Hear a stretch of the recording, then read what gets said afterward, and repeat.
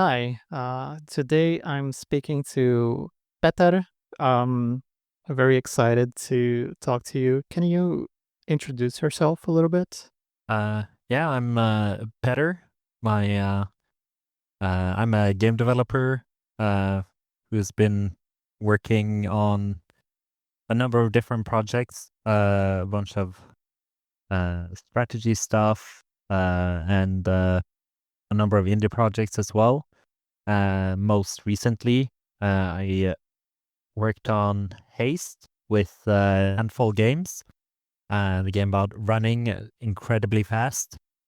Um, And yeah, we just released a month ago and like decompressing in life up until now.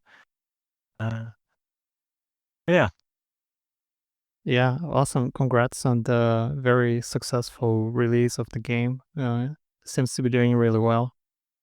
yeah, Um, okay, so I wanted to start with your life before being a game developer and what were some of the first games you played, how you met games, and how you, I assume, fell in love with them or not. Can you talk about that?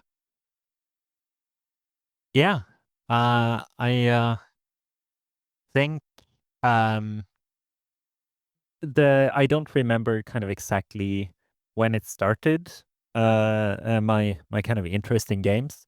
I know that when I was young, my family for vacations and stuff would quite frequently go on like car holidays to various places. So um, I have two siblings, which meant that there were like three children in the car going on long drives, and that one of the things that kind of one of the ways of keeping the kids entertained, I guess, for long car journeys were was a Game Boy. Um, and then playing stuff like Super Mario Land and Link's Awakening on those on that uh, was is some of my kind of earliest um, earliest gaming memories, I guess. Yeah. Um, and then that kind of developed like a broader interest in games.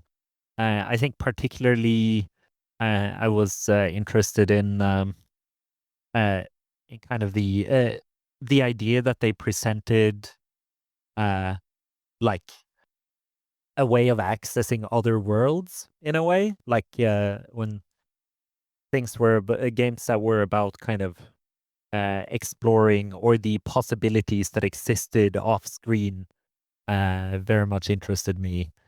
Um, and I think that's kind of where yeah, where my lifelong interest in games I think came from. Yeah. Did you share that Game Boy with your siblings? Did you each have one, or how was that? No, that was I mean my siblings would occasionally play on it. It was mostly me who played on it, and then as my brother got older, he would have like Game Boys of his own. Uh, but yeah, that it was like my thing, I guess. Mm. Uh, Play the games. Yeah, I see. Um, yeah. Did you mostly play these exploration games? Um, you mentioned Zelda, and or did you play other kinds? How broad was your playing? Yeah, I think it was a pretty broad spectrum of games that I was interested in, like kind of like adventure games of various kinds and like uh, platformers, even where the exploration I'm talking about kind of uh, I think is more about an exploration of the game space. Like I was definitely uh, more intrigued if the game kind of presented a world that you had to like gradually uncover but that even if it was kind of just a linear platformer, the question of kind of, well, what's going to happen next? What kind of environment is going to exist next? That it's like the experience of sort of playing ahead or thinking about the possibilities was pretty strong in my mind. Even if I was playing like fairly rudimentary games with like limited amount of content, the experience of playing those as a child and kind of realizing that while what I was actually going to find in the game might be very limited, before I had fully explored it, those possibilities were endless. And Yeah. I think that was the feeling more than anything that dragged me in. I was very fond of playing different types of games. If I met Mm, like friends with their own Game Boys and their own cartridges, or if I went to a friend's house and they had a console with a game I had never seen before, I think that was always the most exciting thing. mm. Uh, to just wonder about that. Oh, what kind of world might exist inside this? Yeah, it sounds like you were playing beyond the games. Like you, from one game, you would imagine what could be, and kind of like maybe even design a little bit in your mind. And Yeah, I think there's definitely a connection there to kind of ending up being a game designer and developer. Um, and yeah, that the I guess uh from quite a young age, I understood that uh I understood that things had like games had to be designed somehow, that like the rules had to be uh defined, and that mm, the content in the game had to be defined by someone or something. Um, and it didn't make me think that I was going to be a game developer. Um, that actually came quite late, but I was yeah, like very intrigued by the entire process. yeah. So let's talk about how you became a game developer then, and what's well. Let's start with what you were thinking before that. So since you didn't start with that idea, what did you start with? So I studied script writing for film and television, Mm, um, which I was definitely interested in being a writer, in like making stories.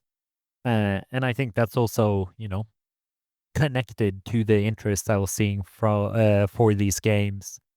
Um, that in a lot of ways, the things that kind of drew me to making stories were a lot of those same things. So kind of uh, imagining imagining worlds and people and uh, showing those to others. Uh, and but yeah, I had been studying writing, but the process of actually working in those fields is quite, you know, um, can be quite difficult. So I'm originally from Norway, where there isn't that much of a film or TV industry. It mm, does exist, but it doesn't accommodate that many jobs. I was studying in the UK, where there is way more of an industry and way more opportunities, but it's still kind of a long journey, I guess, to be a successful writer or just in general successfully working in the film or TV industry. mm, And uh, as I was uh, considering kind of what my next steps might be, uh, I came across just a master's degree in game design and media theory that I could qualify for a scholarship for. Um, and that kind of made me realize that, you know what, I'm like way more interested in games and stories in games, that kind of thing, than the average person, and that might be something worthwhile for me to pursue. Like, that was a path uh, that was open to me. Yeah. So I went to study game design essentially, and from there yeah got started on my journey of actually making games. I wanted to go back a little bit to how you got into the script writing program, but like you mentioned you went to the UK. Was that like a normal thing for people to do? Did you see other people around you doing that, or was it like some crazy thing that you did? How's that? It was uh, studying abroad wasn't like unheard of. Uh, I I even had like a couple of friends who ended up doing it, going to like a different place in the UK at the same time. But it wasn't really anything I thought about as kind of uh, special in a way. In hindsight, I could kind of probably have taken it more seriously than I did. But to me, it very much felt like I was just, oh, I'm just packing up, going to a different place um, to study. And like I said, I knew I wanted to do something related to writing. It's like uh, I even looked at um, the one significant like script writing course essentially that existed in Norway at the time, Hmm. uh, but they only accept students every second year, and I do also think that's like uh, a an education that was significantly more advanced than I was at the time. But the main concern was that the timing wasn't working out. Um, Yeah. so I went looking and picking an English speaking country was a natural choice. And then I kind of just I plugged those details in and found the education I ended up doing, and just applied and then went abroad without thinking much about that much about it. That's interesting because it's a big decision, and not only to study abroad but also to study writing. Um, was your family supportive of this? Yeah, but by and large, it's there was no. There were some questions about like kind of, oh well, how um sort of what does it mean that you're moving to a different country? Yeah. Um, but they were never like trying to trying to keep me from doing it. And they were supportive of the idea that I should try whatever I think is best. Uh, Nice. Yeah. uh, And I imagine you wrote before that. Like, were you writing stories on your own or trying to get them published or something? yeah, yeah. I wasn't trying to get them published, but I was. I guess that didn't sort of exist as a possibility in my mind. Mm. That like I could be sort of uh, already in school, could be trying to look for like a larger audience. Um, but I had sometimes I would be like making weird stories with my friends, or I'd be working on uh, school stuff. I would be able to kind of agree with teachers that I would handle like um, uh, homework tasks or essays and stuff in like a different sort of way. I did like the first. um, I guess like uh, properly formatted script I made. Um, like I'd kind of just like written short summaries for like uh even calling them short films would be generous Mm. to the things that like my friends and I were doing. Uh, but just yeah, little short snippets of stuff. But then the process of actually learning about what like a film production script looked like and starting to read those and stuff was actually things I did as part of schoolwork, like especially agreed schoolwork with my teachers. Nice. Yeah, that's cool. Um, okay, so you got into the script writing program. Did you like it or did you not like it that much? Because you said, "Oh, what I really like is games," but you you must have been like Oh not very happy with your program or something.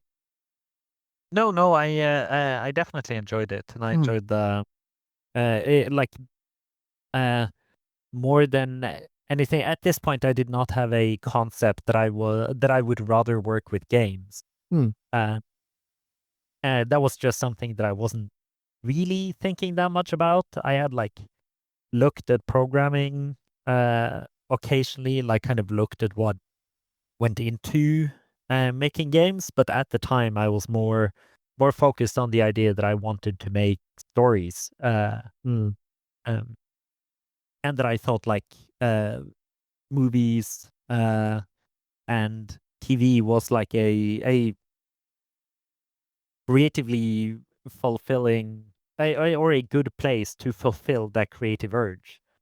Um, and Yes. uh, and then yeah, going to study and being in an like a creative environment, kind of properly, fully for the first time, was very gratifying. Yeah. So these were just like vehicles for expressing creativity and telling stories. Like it can be either TV or films or games.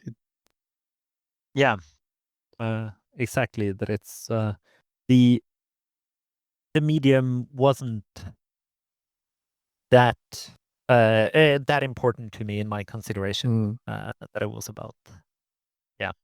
Uh, right. So how was the your master's degree in game design? Did you enjoy that? yeah, that was it was uh, a lot more intense in several ways. Mm, Um, I was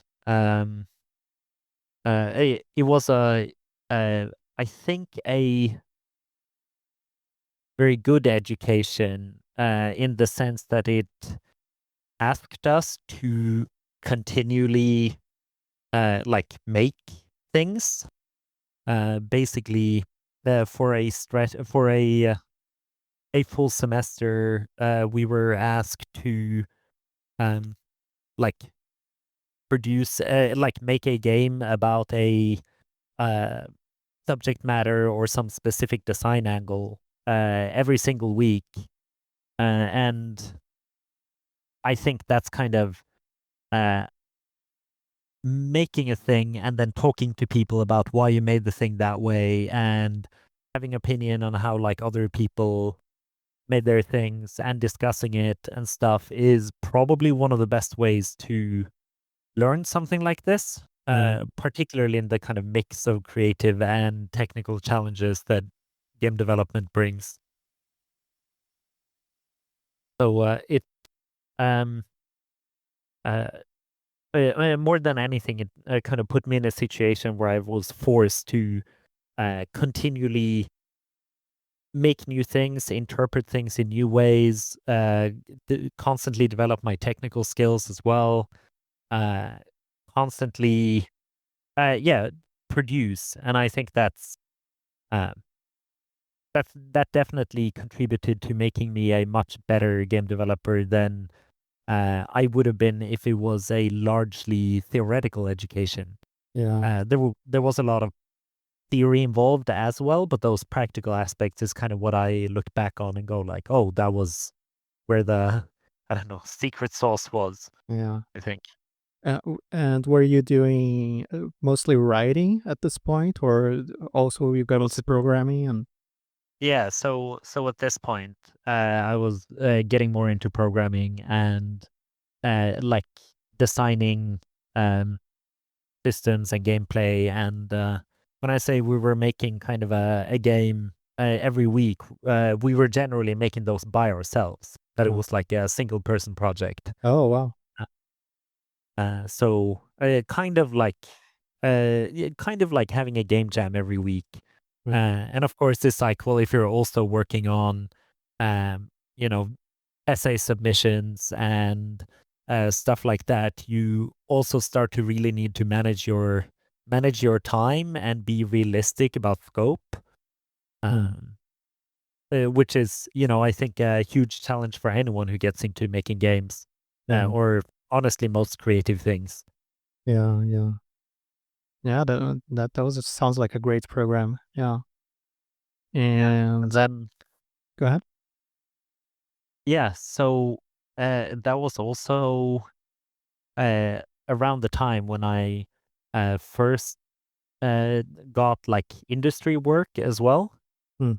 Um, so there's a yeah, there's there's a bit of a story to it, uh, where I was um, uh, while I was doing this degree, um, the Paradox, the Swedish strategy game developer, announced that they were trying something new and making an RPG that was intended to have like a significant amount of like procedural content, um, and it was going to be more of like trying to create uh create an RPG with a lot of like procedurally generated quests and kind of characters and stuff linking together in the style of their strategy games, Mhm. uh, but kind of localized to a single player or a single player party in a more traditional RPG sense. Um, and so I just like emailed them. I was really interested in Paradox's games. Had been for many years at this point. Um, so I emailed and said that like, hey, I have bit of a writing background. Um, I have like an interest in games and game development. Here's some of my like various prototypes. Here's some of the pieces I've written. Um, I'd the game you're describing sounds like my kind of thing, Mm. because I was also interested in kind of narrative systems and how to generate stories. Mhm. Uh, had written quite a bit about that as part of my like media theory education. Yeah. Um, and then, um, yeah, I essentially made the case that like, yeah, I would be a great fit for this specific project. Nice. Uh, and after after like a couple of months and a little bit of a back and forth, they actually offered me to write for the project. Yeah. That was a real a stroke of luck or a godsend Yeah. somehow. That I genuinely just kind of like sent off an email and it resulted in a job. Yeah, you applied for a job that didn't exist and got it. Yeah. Uh, Yeah, very nice. that's And how I got my start in game development. Uh, yeah. Did you move to Sweden at this point? no, Oh. no. So this was contract work. Mm. Um, so I was freelancing for them, and it was uh, also um, the project itself met like was facing a lot of challenges. It was ultimately canceled, not released, or I Mhm. guess the technical term was that the project had been put on ice. Mm. and it has never been thought up in the almost decade since. Yeah. Um, there were a lot of unanswered design questions, a lot of unclear things about kind of narrative and the narrative content that needed to go into it, exactly how it should work and uh, how structured it should be versus how Mm. unstructured it should be. Um, yeah, a lot of like uh, things that hadn't been fully figured out yet that I think uh, contributed to its ultimate demise. That a lot of those a lot of those questions were actually very difficult to answer. Yeah, Paradox was trying something new you hadn't done before, right? And we can mention the name of the game because it was announced, right?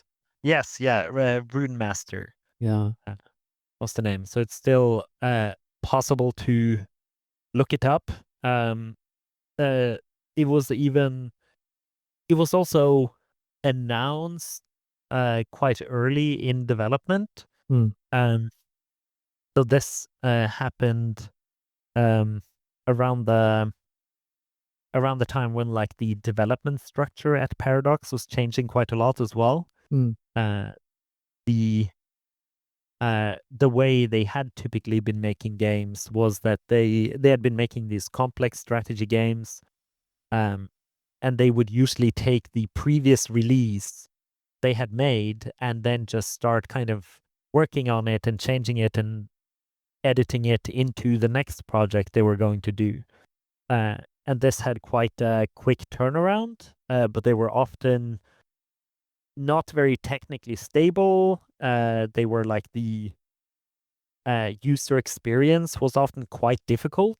Like you kind of had to really put in an effort to understand how to play a lot of those games. Um, but that they were made by fairly small teams on like usually a year-long schedule.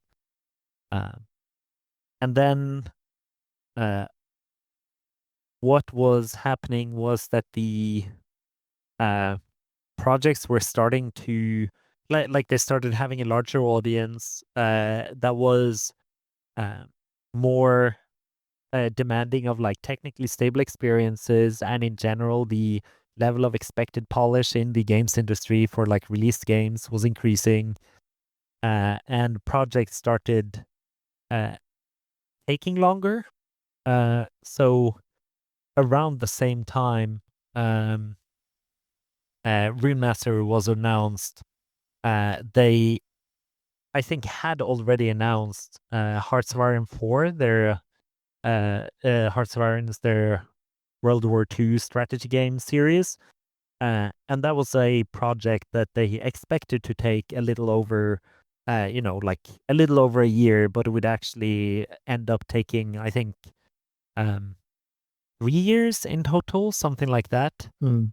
Uh, so they were kind of used to this cycle of like, oh, we can just announce something and then we're definitely going to finish it and put it out.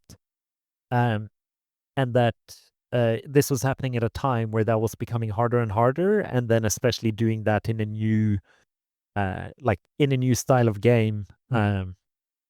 proved to be uh, too difficult or at least too uncertain. Yeah. What year was this that you started working for Paradox? So this would have been uh 2014 or 15. Okay. uh, I think 2014. I see. uh, And how long did you work on Rune Master before the project was canceled? And did you stop getting work from them at this point? yeah, so that was I worked for it uh on it for about um half a year, I think. Mhm. And that was like what my initial contract was for. Um, but by the by the end of that period, it had already become clear that like, oh, uh, there's too many questions still up in the air about the project. Like we are not far enough along to justify continuing with it. Yeah. Uh, so yeah, and then so that was the end of my work with Paradox when that was put on ice. Um, and I kind of had to, at the same time, I had been finishing my master's thesis, which had been a real struggle because I was working full time Oh, on yeah. this game at the same time I was doing that. Uh, so I came out of it in a very exhausted state. Mm. Uh, yeah. Then I Okay. had to Go ahead. yeah just figure out something to do next. Um, I ended up going back to Norway and trying to start a studio with some friends. Mm. Uh, and there we made uh, and I guess a like arcade style, almost puzzle game. Um, we called Flight of the Penguin about um, kind of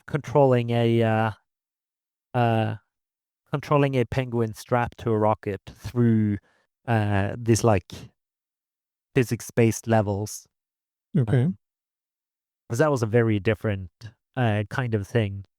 Uh, where I think we sat down and just kind of tried to figure out something that was like uh, had a had a fun interaction at its core, uh, which ended up kind of just being like pointing and clicking with your mouse to manage the speed and the fuel of this little screaming penguin. Uh, and yeah, I think uh, that was a project that um, had had a lot of potential at the time. Um, we got quite far with it. We ended up never not being able to actually finish it and release it. Mm.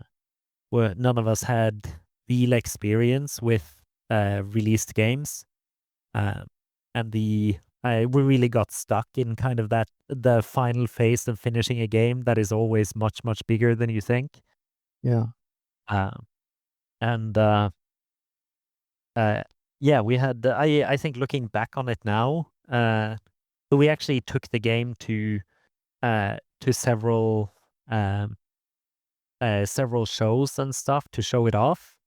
Um, and it was actually fun enough that um, when we showed it off to people, they would sometimes like queue up to play multiple times. Uh, and I think at the time we kind of just sort of shrugged a little bit and went like, yeah, obviously we made a fun game. Mm. Whereas I think if that happened nowadays, I would take it more as a sign of like, oh, there is something special here, something that is kind of worth digging down into uh, to Mm. get someone at a con where they can go and look at like 50 different games. Actually, take the time to be like, oh no, I want to play this one again. Yeah. Is a sign that shouldn't be ignored.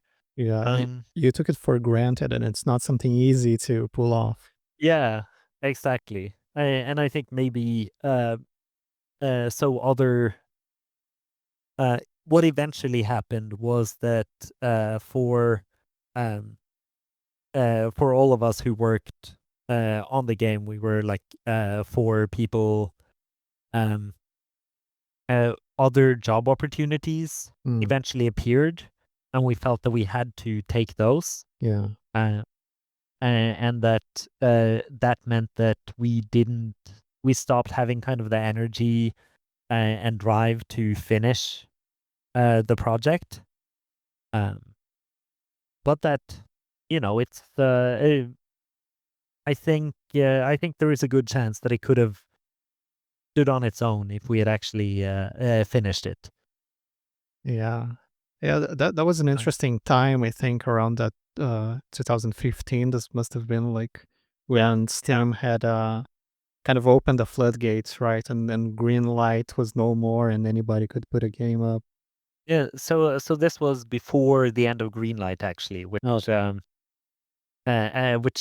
which I know because we actually got far enough that we got past Steam Greenlight and were oh, approved for release, but that we yeah, just didn't have it in have the game in a releasable state. yeah, yeah. Uh, that we had a fully playable game, but uh, one that needed a few more passes before we would have been able to charge money for it, essentially. Yeah.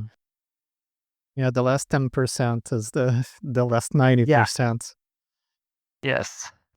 Um, Um, yeah, that's a bit sad that, the studio that you started couldn't, yeah. stay That together. no. Uh, Absolutely. It was, I think, uh, difficult in uh, Norway, which doesn't have that much of a games industry. Mm, I would later move to Sweden, where obviously the industry is thriving.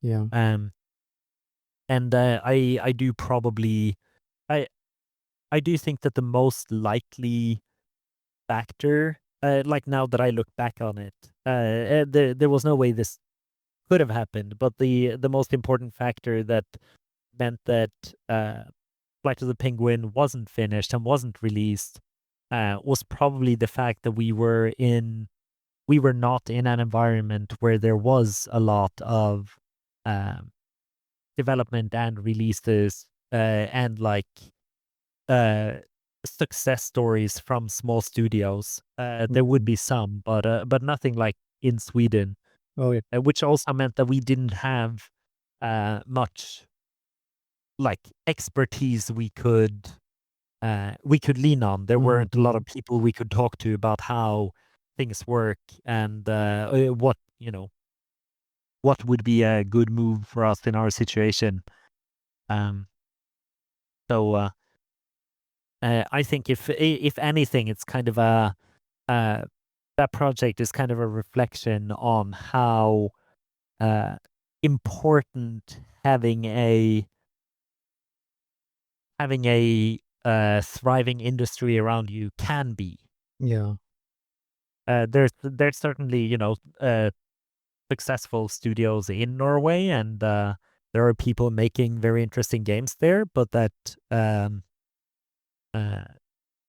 there is a yeah, just if you have an active industry around you, I think that a lot of the obstacles you need to overcome to get to that point become a lot more manageable. Yeah. Yeah, okay. So, what did you do after that? So this actually what eventually happened was that I got a different job at Paradox again. Hmm, Um, in the meantime here as well, I had done first an internship with Fail Better Games in London, and then some contract work for them. Um, I'm just mentioning that kind of because that helped, I guess, like uh, both build up my CV and kind of keep me connected to the games industry while I was uh, in Norway working on this other project.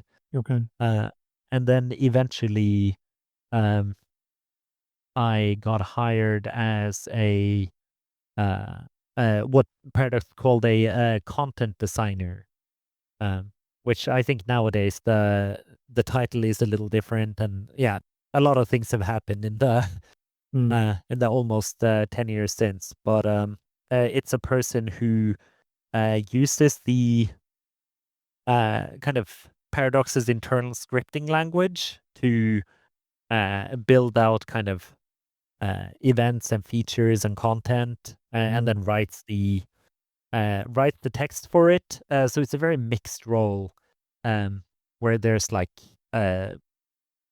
narrative responsibility, a lot of technical work, a lot of design, um, and that was a kind of all of the things I was interested in.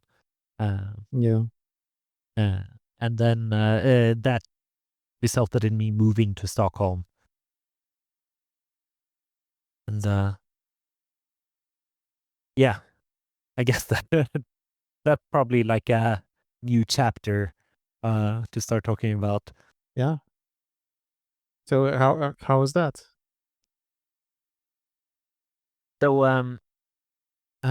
it was um obviously, I had never worked with well, apart from having worked with Paradox before, but even in the couple of years uh, since I had been working with them last, like they had grown quite a bit.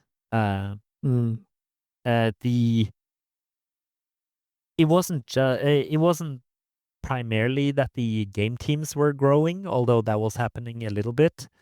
Um, uh, but that um, they were also having more game teams, so they were like releasing more games and actively supporting them post-released very actively.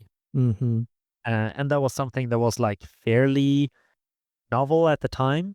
Yeah. Um, I mean, it had kind of gone back to uh, Crusader Kings, which was released in 2012, I think.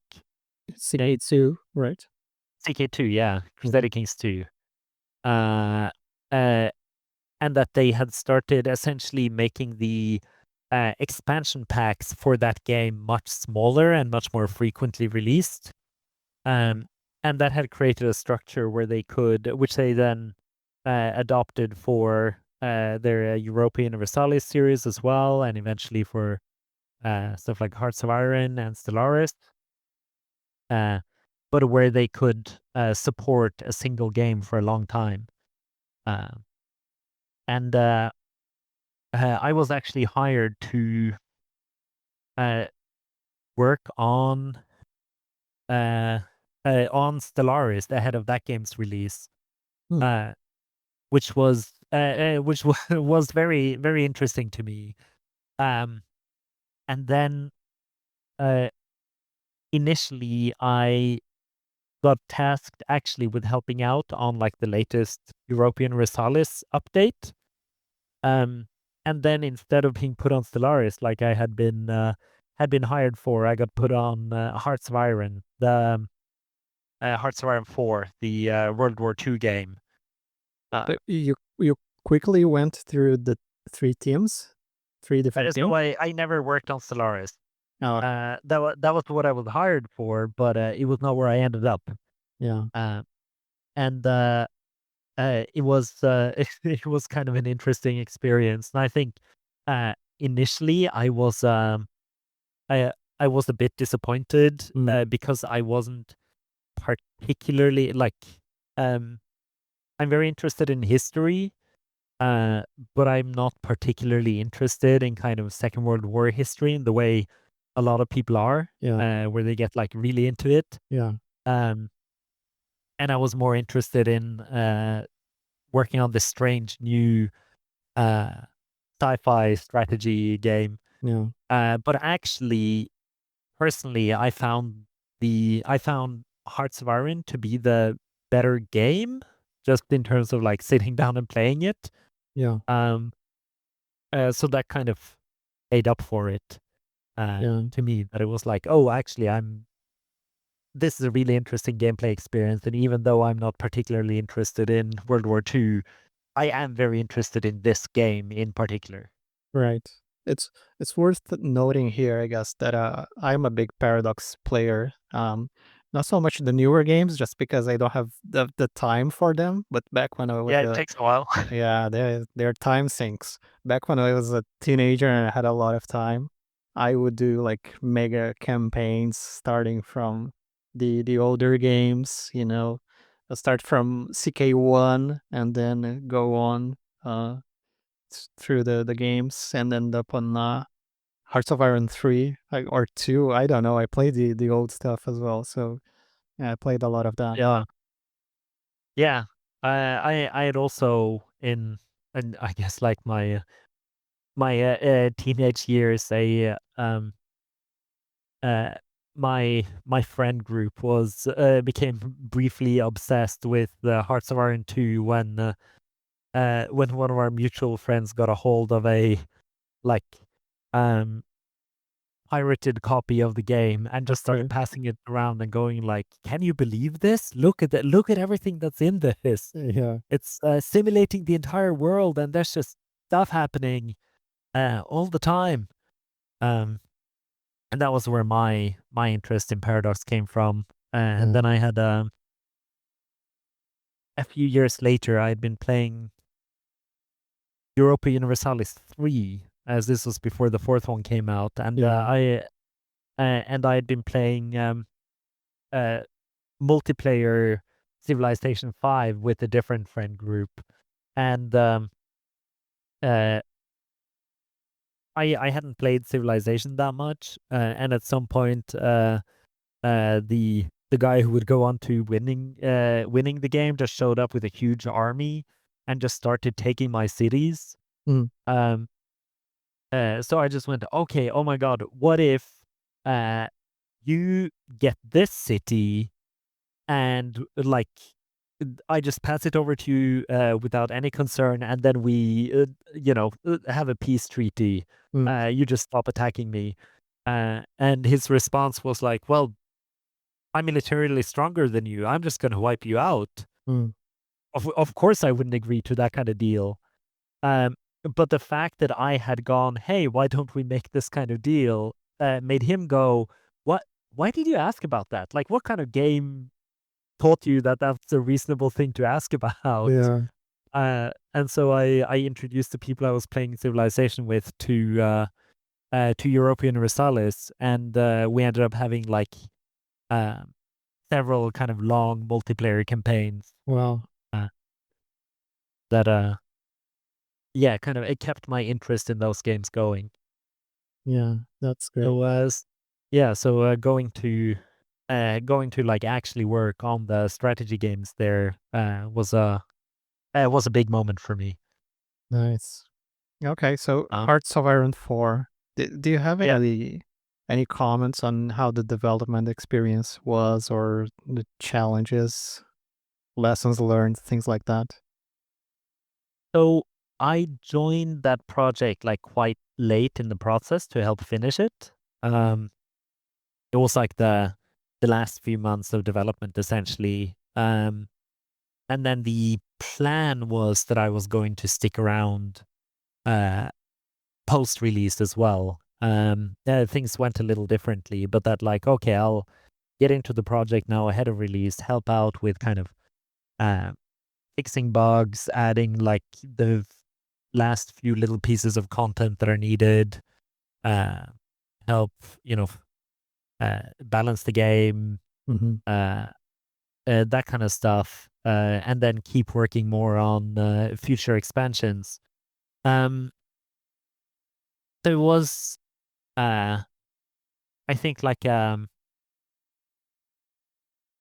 more than anything, the kind of only thing I have to add there uh, is that I learned a lot about the kind of decisions that need to be made in the I don't know, fires of final production, kind Mm. uh, of saying like, oh yeah, this thing is not working properly or it's not as good as we want it to be, and that's fine. This is just how we will release it. These other things are much, much more important to pay attention to. Yeah. So yeah. I'm not sure if I'm remembering correctly. Was it Hearts of Iron 4 that had a rough release? No, the Hearts of Iron 4 release ended up being um pretty good. Like it was well reviewed and received. Uh, there were always like kind of I guess, quite critical fans. It was um, at one point I remember us getting like a negative Steam review from someone that like indicated that they had averaged like 4 hours of playtime a day for weeks. Well, Um, and of course that's kind of experience where you go like this person has um is giving it a bad review because it doesn't support playing it as much as they are, but they are playing at a level that like almost none of mm, our regular players that is even feasible for kind of our regular players. yeah, Um, so I think for it like I don't want to say that the the launch was perfect, um but I think as far as Paradox launches goes, it was yeah. pretty good. Uh, So was it the case that you would share reviews around the office? Like, oh, this person said this. Look at this. Yeah, yeah, definitely. Mm. Like the kind of Paradox also has very active forums. Mhm. Uh, so looking at those and kind of talking about like what people are actually saying, trying to figure out like, oh, if there are, you know, positive or negative reviews, like what are they actually latching onto? Like what is important to people? How should we try to prioritize the things that we are fixing or adding or changing for future updates? Mhm. Um, that was like a very active team process of kind of trying to figure out how are people genuinely feeling about the game experience. Nice. Yeah. So I guess you kept supporting Hearts of Iron 4 for a while. So for um uh it ended up only being like a couple of months after release, I think. Okay. Um, so that I was only on Hearts of Iron for like a half a year in total. Uh, Mm. because at the time, um, when I joined Paradox, I think the game I most wanted to work on was a sequel to Crusader Kings 2. Uh, but when I joined, I assumed that uh, that must already exist and be like far along in development. Mhm. Um, but as it turned out, that was not the case. Mm. There had been like multiple tests of multiple new projects that kind of the studio had tried to figure out. Both Heartsfire and Stellaris had taken a lot longer to finish than anticipated. Um, and as a result, like work had not properly started on a sequel to Crusader Kings 2 until I joined the studio. And then the uh, that team was still very small, and the one content designer who was working on the project was leaving the studio. And I think probably because I had been vocal about my interest in working on that project, uh, I was asked if I wanted to do it. Yeah. To which I said absolutely. Yeah. Uh, Okay. So so you got in rights right at the beginning or near the beginning. yeah, so near the beginning, it was the kind of from a content design perspective. The first part of the only part that had really been done was porting over the like history definition files for different characters from Crusader Kings 2, so that we could have a database to play with. But that not really any of the systems or the gameplay or anything was done at that point. Uh, so a thing that had happened, like I mentioned earlier, Paradox would kind of traditionally take the previous iteration of a game and then just start working on it until they had a new game essentially that they had fully updated it to the point where they felt comfortable saying it was a full sequel.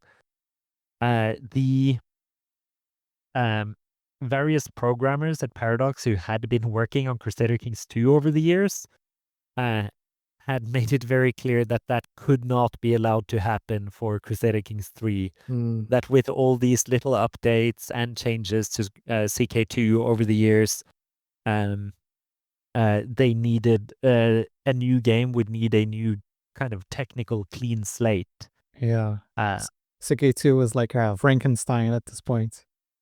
Yeah, and had been built on the back of, to some degree, CK1 first, which again had been built on the back of European Universalis 2 or something like that. So it was like kind of a chain where where now as Paradox was growing, the programmers were saying that no, actually we need a fresh start. Mm, And that also meant that the project was scheduled to take longer than a normal Paradox project, mm, which I think was both this in order to build a new technical foundation for the studio, as well as in order to um, accommodate some of what had happened with Stellaris and Hearts of Iron, where it turned out that it was becoming more difficult to make a commercially viable version of these games, that it was taking more effort. mhm. So how was the development experience? Were you there for the whole project? So,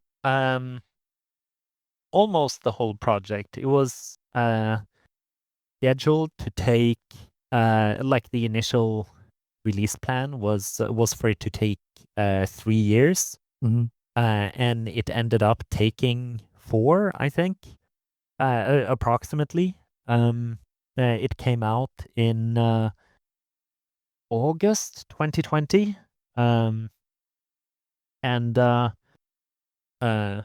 the the development experience changed a lot over the course of those years, both in terms of like what the goals were for the game we were making, um, and uh, how it was being made, the size of the team, etc.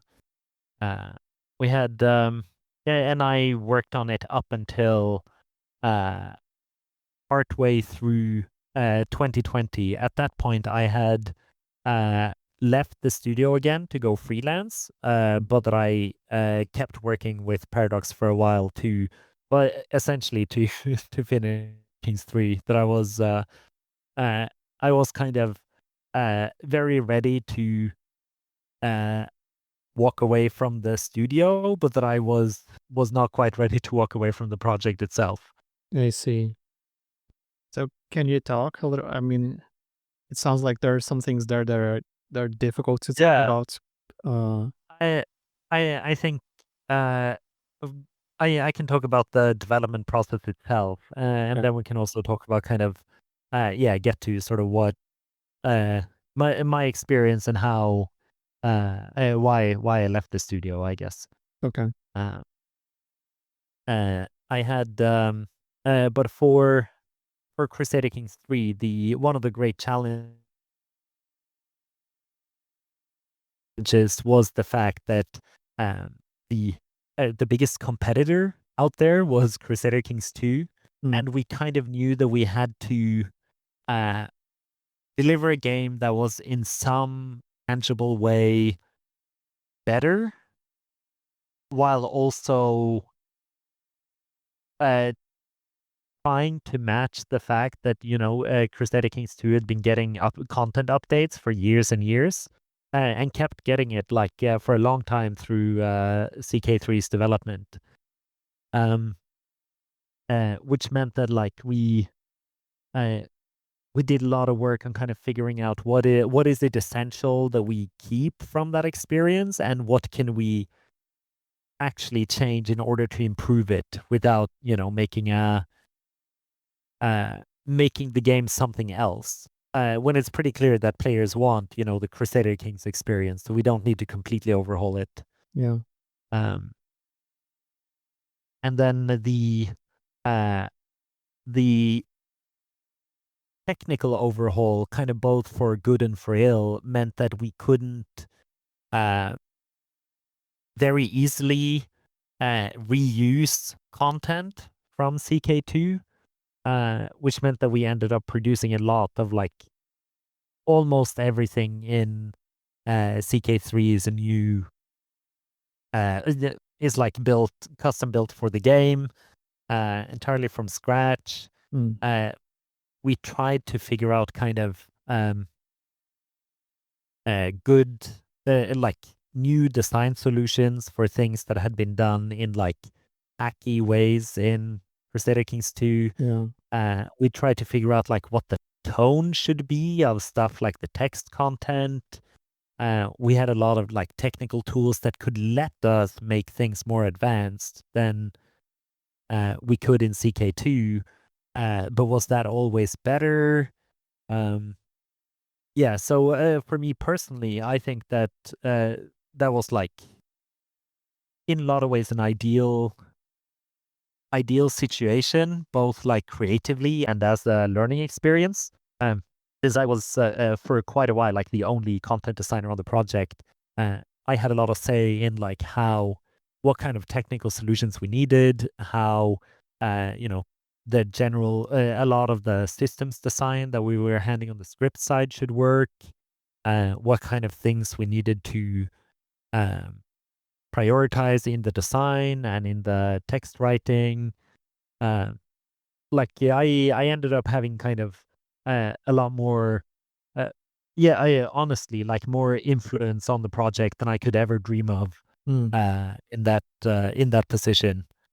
Um, and then some of the significant challenges was that the general standard in the like game standard um, was increasing just in the market. Like we kind of knew that we had to aim a lot higher than uh, CK2 had aimed back in the day in terms of like playability and technical stability um, and the UX, that kind of stuff.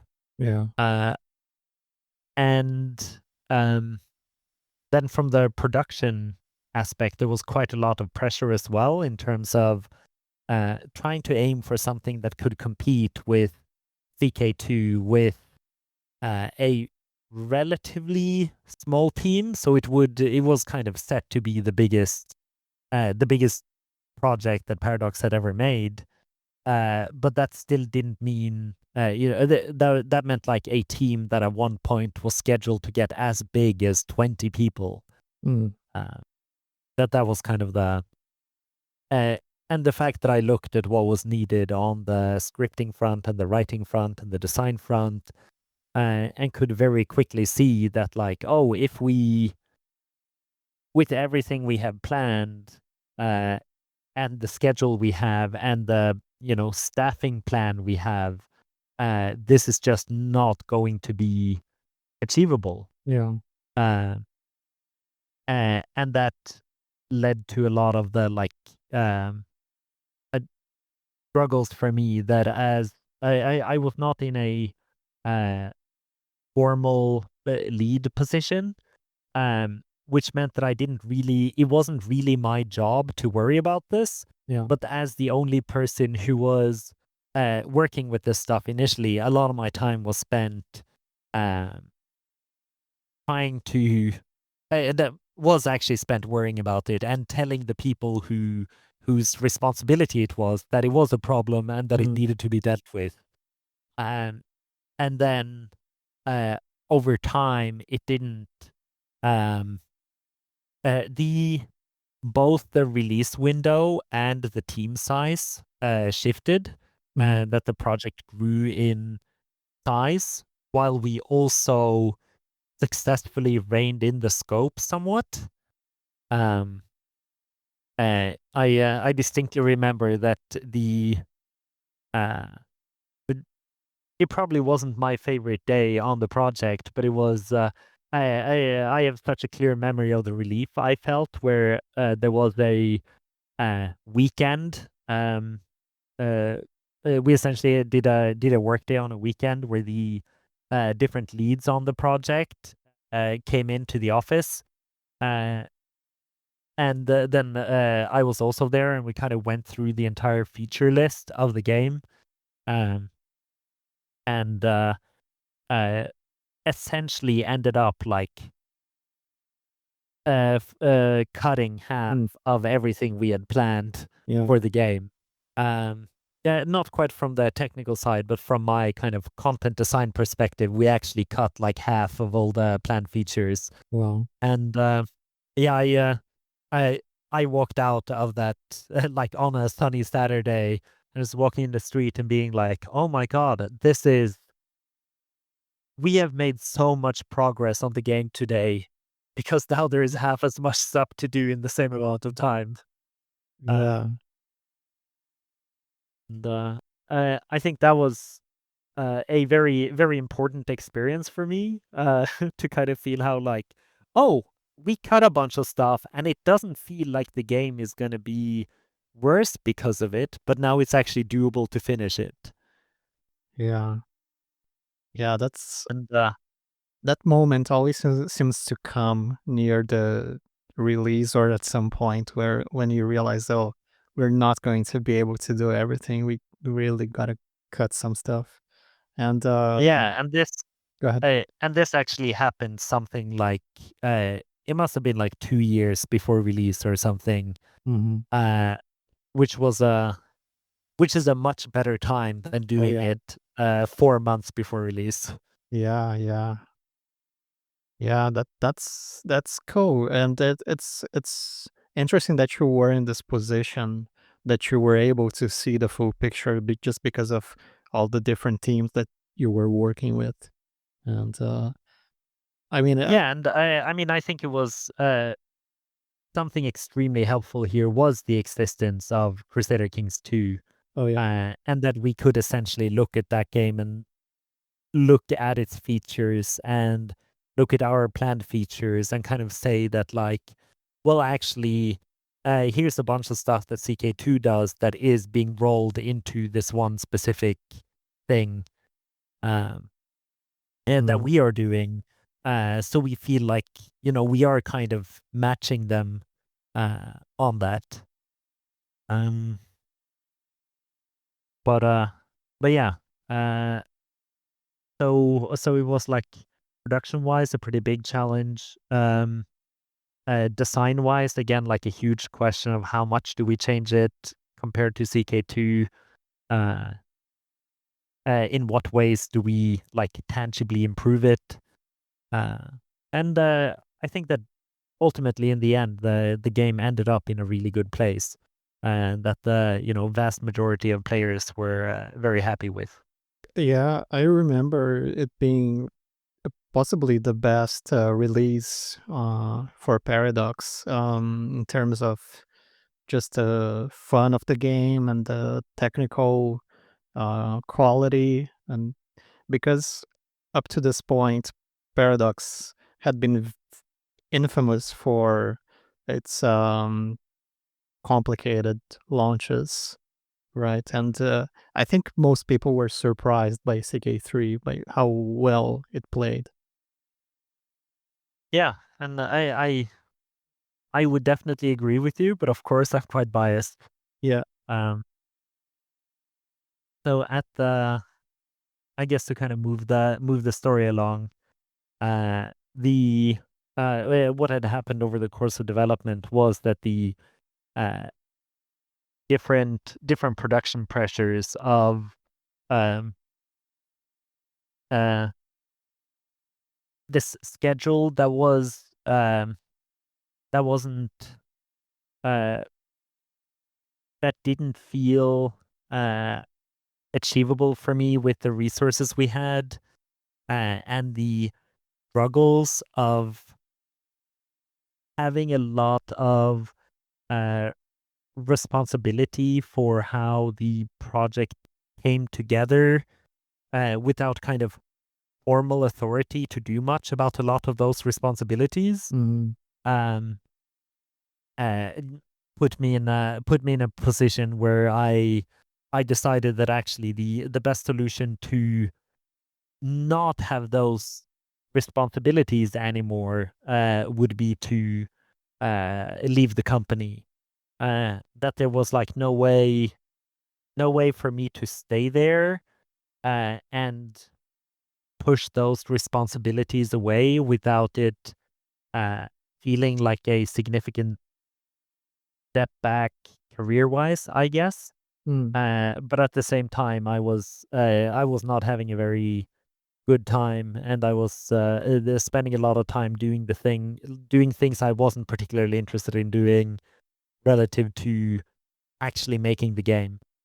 Um, so I ended up uh, leaving Paradox in 2018 again, uh, and started a freelance company. Um, just me. For whom the most important client for a long time was Paradox. Mhm. For the next couple of years, essentially, was working on Crusader Kings. And that let me that put me in a place where I still had the uh, community of coworkers that I had at Paradox, which was really great. Mm. Uh, so uh, uh, someone put it once as uh, working at Paradox in that era meant having like the best coworkers you could ever possibly have, uh, and then a uh, management that kept insisting on shooting itself in the foot. Mm. Um, that again, I'm quoting someone there to to make sure I'm being diplomatic about it. Yeah. Um, and uh, the so I got to keep the part of kind of having those cowork every day, while also formally only having kind of the job of making things for the game. Um, and where obviously they couldn't put kind of uh, significant, um, uh, significant like lead or team management responsibilities onto me when I was an external uh, contractor. Um, Yeah. uh, and of course, um, the very natural result of that is that when the game was approaching release and was in a very good state, and my contract came to an end, there was no real reason for Paradox to renew it, and that's uh, I think that was a good outcome for everyone involved. Mhm. Nice. So what was next for you? Um, I did actually end up like briefly contracting with a different Paradox studio. So they were called Paradox North. Nowadays they're closed down. Mm. They were making a strategy style game where my experience working with characters and strategic systems uh, came in very handy. They wanted to make something that had certain elements of Crusader Kings to it. The game was never released or revealed. I can't really go much into what it was about, but it Mm. was my kind of character-driven expertise was something they felt they needed, and I think um, uh, I only worked on that for a few months before it was shelved. But it really felt like the kind of project that was either kind of maybe actually canceled too late in the process, Mm. so that it reached the point where you could start seeing, you know, uh, oh, now I fully see the vision, and I believe that there is an interesting game to make here that people are going to really like. And kind of just when the project hit that point, um, uh, the Paradox, the publisher, said that like, okay, this has gone on for too long, and Mm. we have not seen like the results we need to see, so we're shutting this down. Uh, That's like a kind of a slightly bitter end to that, I Mhm. think. But from a uh, publisher perspective, the correct move would probably have been to cancel it, a full year before. Yeah. It just hadn't figured out its identity until so late in the process. Uh, I'm just adding that there is like a little counter perspective that it's very easy to sit and say like, oh, but if the team had been allowed to finish, it would have been good in all of these ways. Mm. Uh, but that actually from a financial perspective, with all the uncertainty, actually it was probably allowed to continue way longer than it should have been. Yeah. Yeah, but Um, it's always disappointing for the team, right? yeah, oh, absolutely, and of course the fact that like no one gets to see what it was or Mm. like see kind of the potential promise Yeah. is always a shame.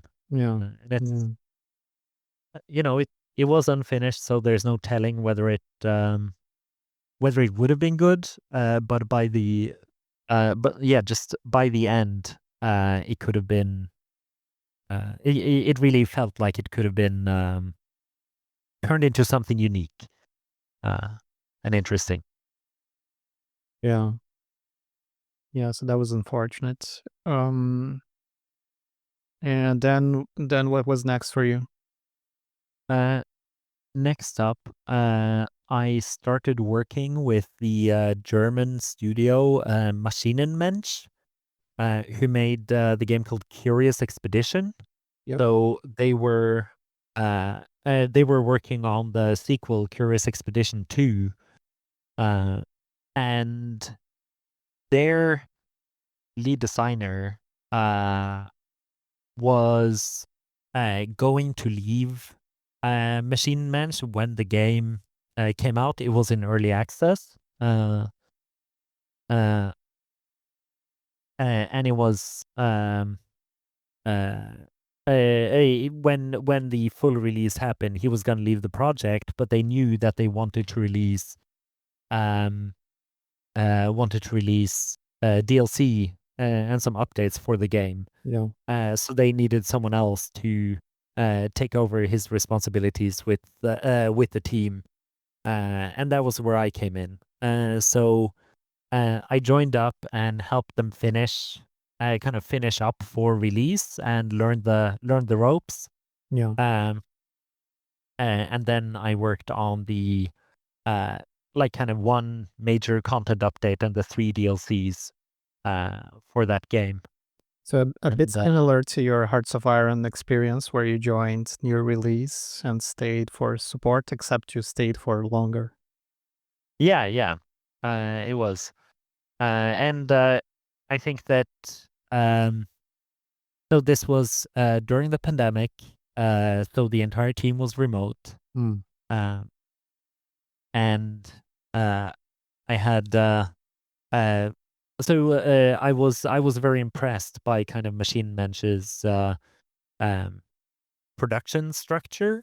Mm. They were they were far more organized than any team I'd worked with at Paradox. Oh, well, Uh, small indie team. yeah, and that really allowed them to uh, do so much more with the game with Curious Expedition 2. Mm. Um, the way the game was structured made it really easy for developers to add content to the game and to um, even add like new systems and new structures for it. Mm. It's Guess I should explain that it's a an exploration roguelike where you're leading a party of characters through these procedurally generated islands. Um, and it's uh, Yeah, I think definitely the most underrated game I've worked on. Mm.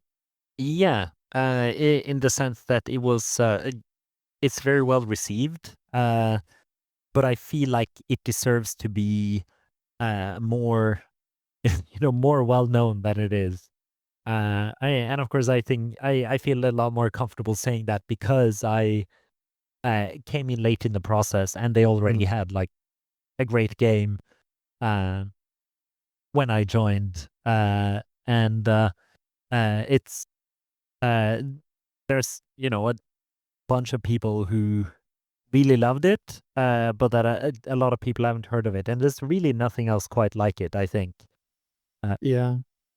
so the kind of turn-based, character-driven, roguelike structure with like a Tintin inspired art style, uh, and like it's really uh, humorous in a fairly unique way. Uh, I think just overall a really special game that not enough people have played. Yeah. And That is my opinion on it. yeah. And I guess they spent a long time polishing it, right? Because Curious Expedition 1 was in development for quite a while, and they did an early access with a lot of feedback from the community, and then I guess Curious Expedition 2 they jumped into that after. So they really perfected the formula that really is theirs, right? Because it's not like there's a genre of these kinds of games. Yeah, yeah, absolutely. Um, and I think there's yeah, for any kind of aspiring game designers, I also think there's a lot of like really interesting game design lessons in that game because Mhm. it is so different from most other stuff out there.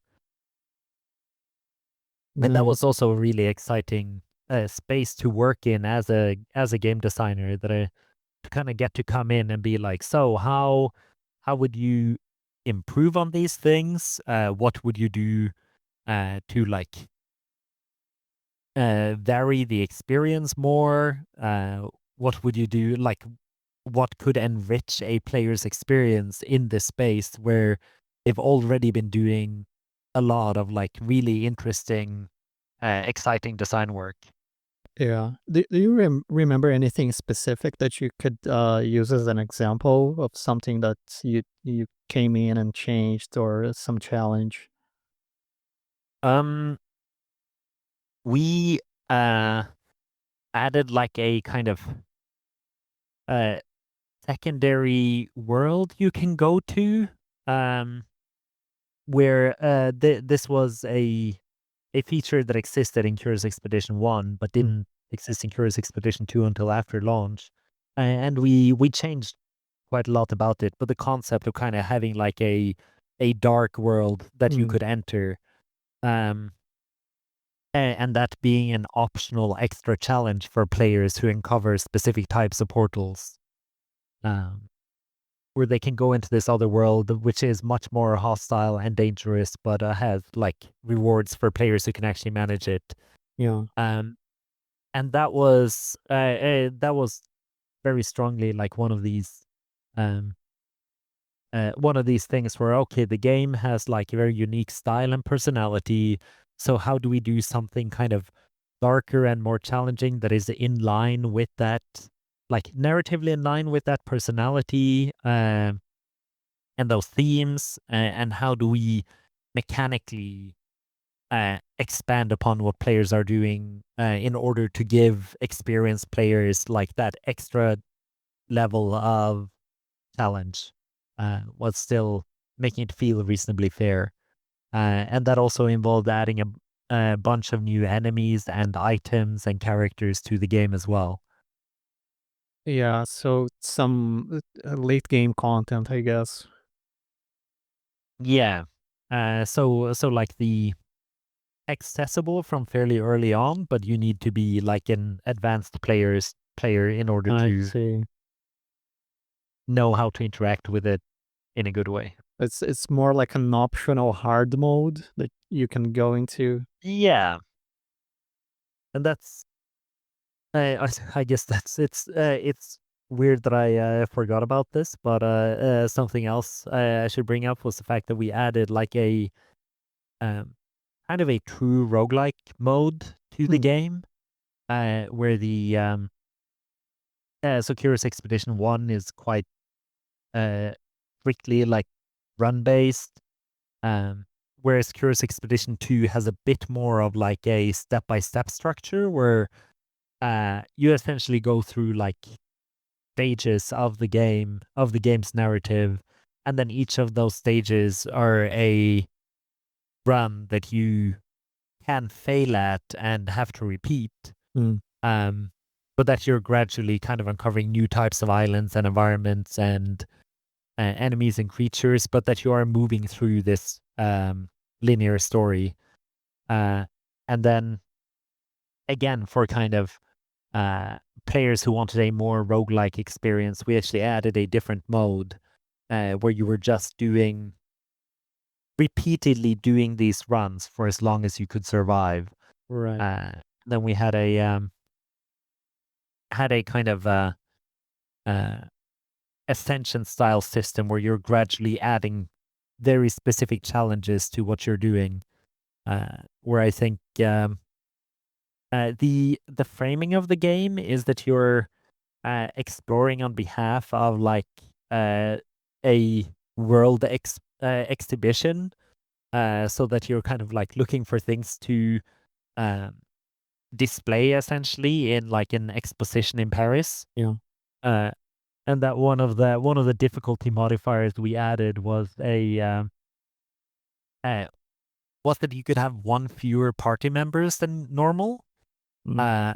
Uh, what we actually did was that instead of just removing a party member slot, we added a special inspector character that always came with you and like noted down everything you were Mm. doing and prevented, like, occupied one of your character slots.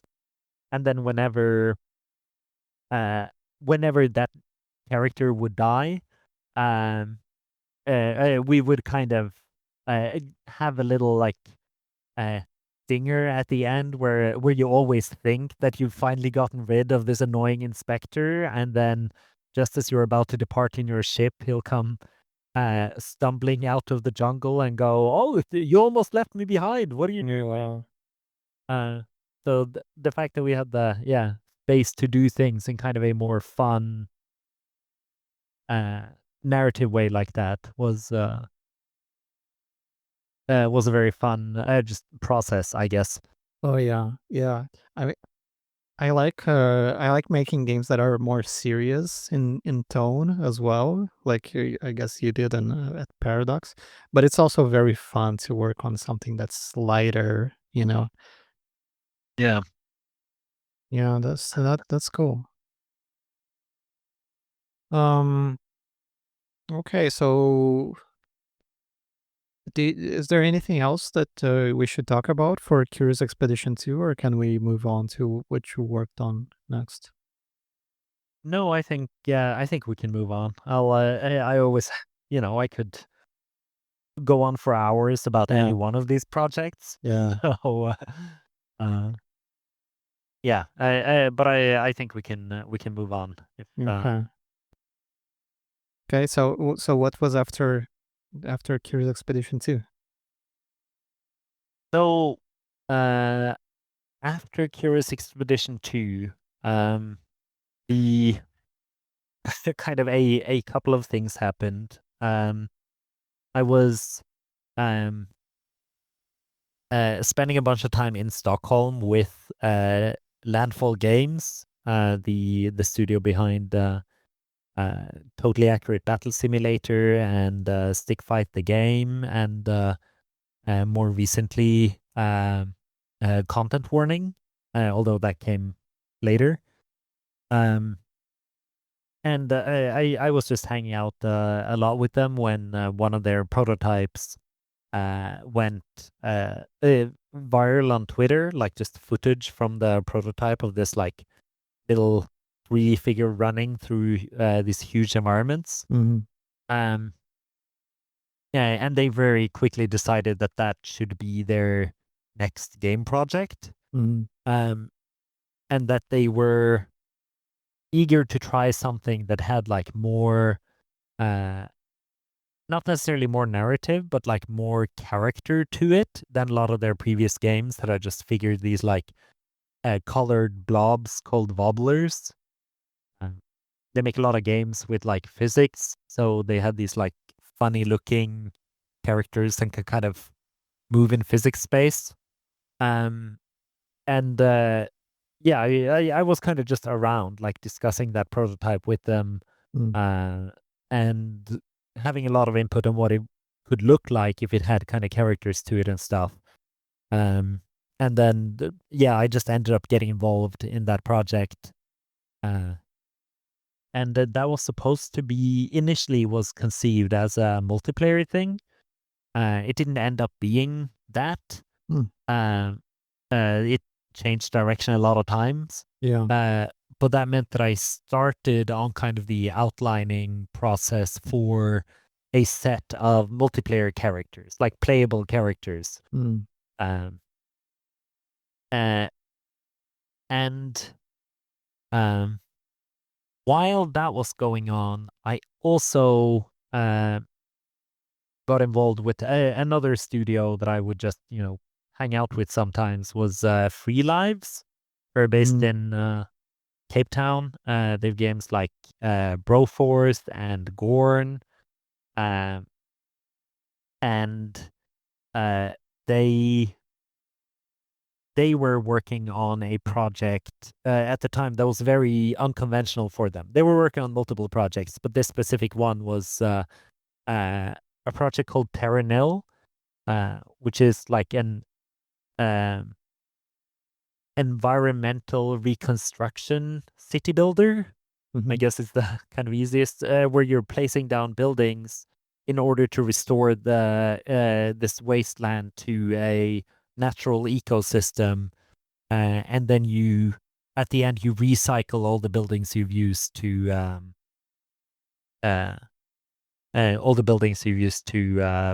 construct this. Mhm. Um, so while work was happening on Haste, I think I have these like timelines correct in my head, of like exactly when things were happening. Mhm. I uh, I joined the Terra Nil team uh, in trying to help them to finish that up. Uh, there was it was kind of a funny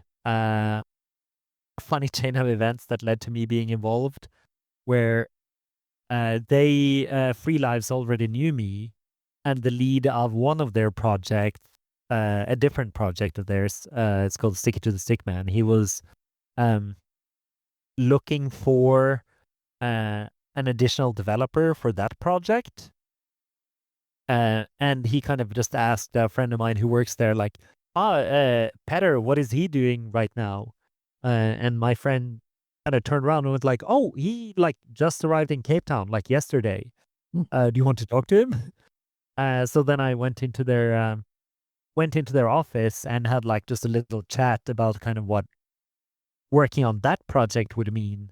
Um, and meanwhile, the lead for Terra Nil came walking by and went like, Petter, are you here? Are are you in talks to like join this project? Because unlike that project, our project has a deadline and we also need a developer. Yeah, wow. Uh, so instead, I ended up working on Terra Nil, which is much more closely aligned to my expertise, anyways. Kind of being strategy adjacent, I Yeah. guess. But it's not a And that was very narrative game, right?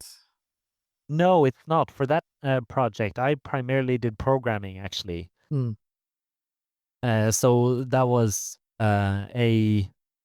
also like an interesting experience where I learned a lot. I already knew how to program. Um, I was like making my own games for like game jams and that kind of stuff. I did a lot of like programming adjacent technical work in both Paradox and with Maschinen-Mensch. Yeah.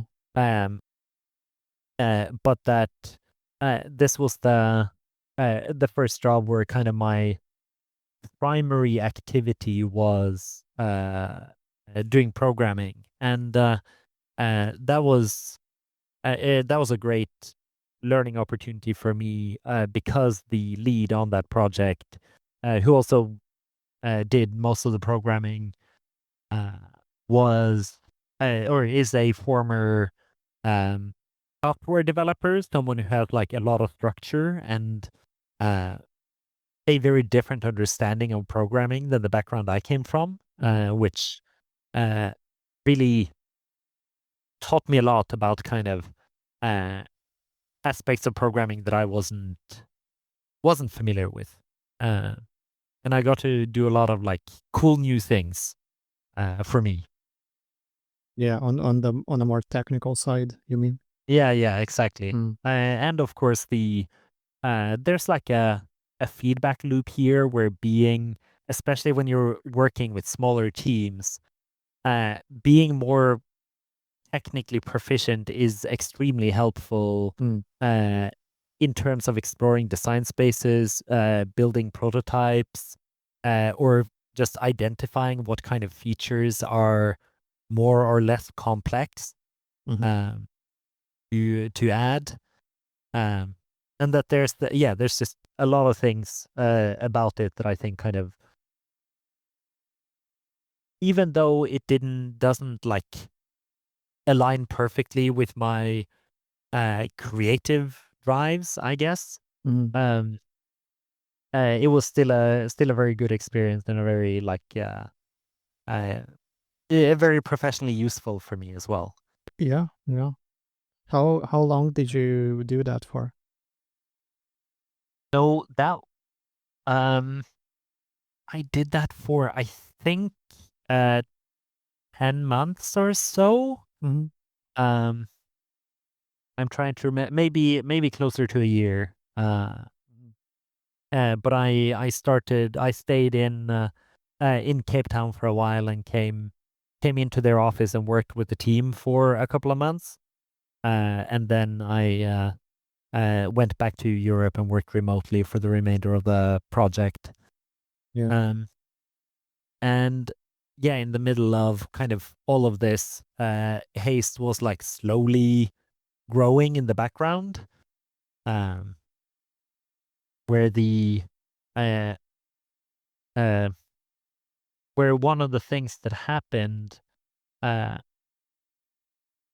was actually this did come later. It becomes a little confusing with these things when they kind of happen partially in parallel. Yeah. Um, but yeah, actually, so after Terra Nil, I kind of moved over to fully focus on Haste, Mhm. um, and the which I don't think I said it very clearly, but like you are a little character running through these huge environments at enormous speeds, and you're like making these huge leaps and then trying to make um, landings like on the ground again. One of the points of comparison that we've gotten a lot is to Tiny Wings, that mobile game. We're like trying to get these gentle curves um, Yeah. as you kind of fly through the air. And for me, the interesting part of that project uh, was the fact that I was doing kind of like uh, narrative work for a multiplayer game. Mm. Um, and I was like developing these characters not in order to tell a very specific story, Mm. but in order for an audience to have um, kind of a stronger game identity to latch on to, uh, and something to help them kind of engage deeper with the game.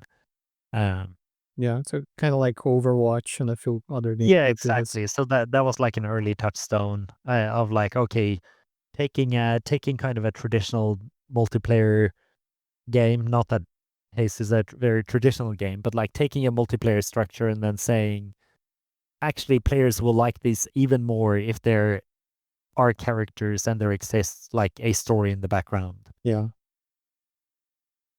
And so just doing that and being able to say, well, I'm not making a story. I'm just making the setting and the characters, and it should feel as though they have a lot of stories to tell without necessarily actually telling them. Right. And Yeah, so go ahead. yep. No, no, that was just I was just describing that as like a fascinating creative challenge. Yeah, it is, and I guess at this point, kind of similar to what you did at Paradox or even at Maschinen-Mensch, um, because there was also no set story there, right? There was just the potential for stories and there Yeah. Yeah, so there's a lot of, like, experience uh, to bring into it in terms of kind of, yeah, creating a uh, potential space, just outside of the sight of the player. yeah, And it's, now that I'm putting it that way, I guess that kind of links back to the start of our conversation where I'm, playing the Game Boy and, you know, playing in the worlds that exist outside of the screen in a way. yeah, that's really cool. But So for Haste, that's not what ended up happening no. going So forward, right? so one of the things we ended up discovering was that the um of course there was the technical challenges of making a multiplayer game, Mm, uh, where especially testing becomes like quite laborious, where you have to get a lot of people together, um, to ask the question: Are the changes we made any fun? Like, have we made the game better or mm, or not? Um, and so that was like a pretty consistent challenge. And then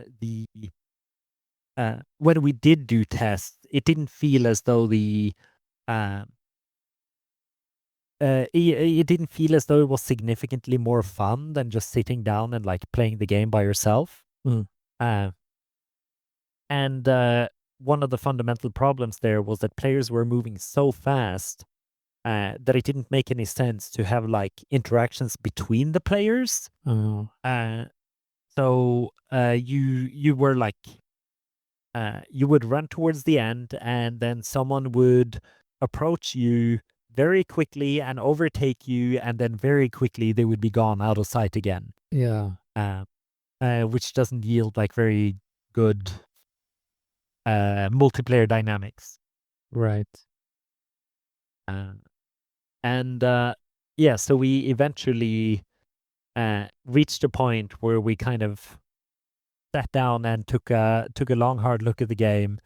And for me at this point, I'd already written uh, like uh, a lot of the characters and like a lot of multiplayer barks for the Mm, characters.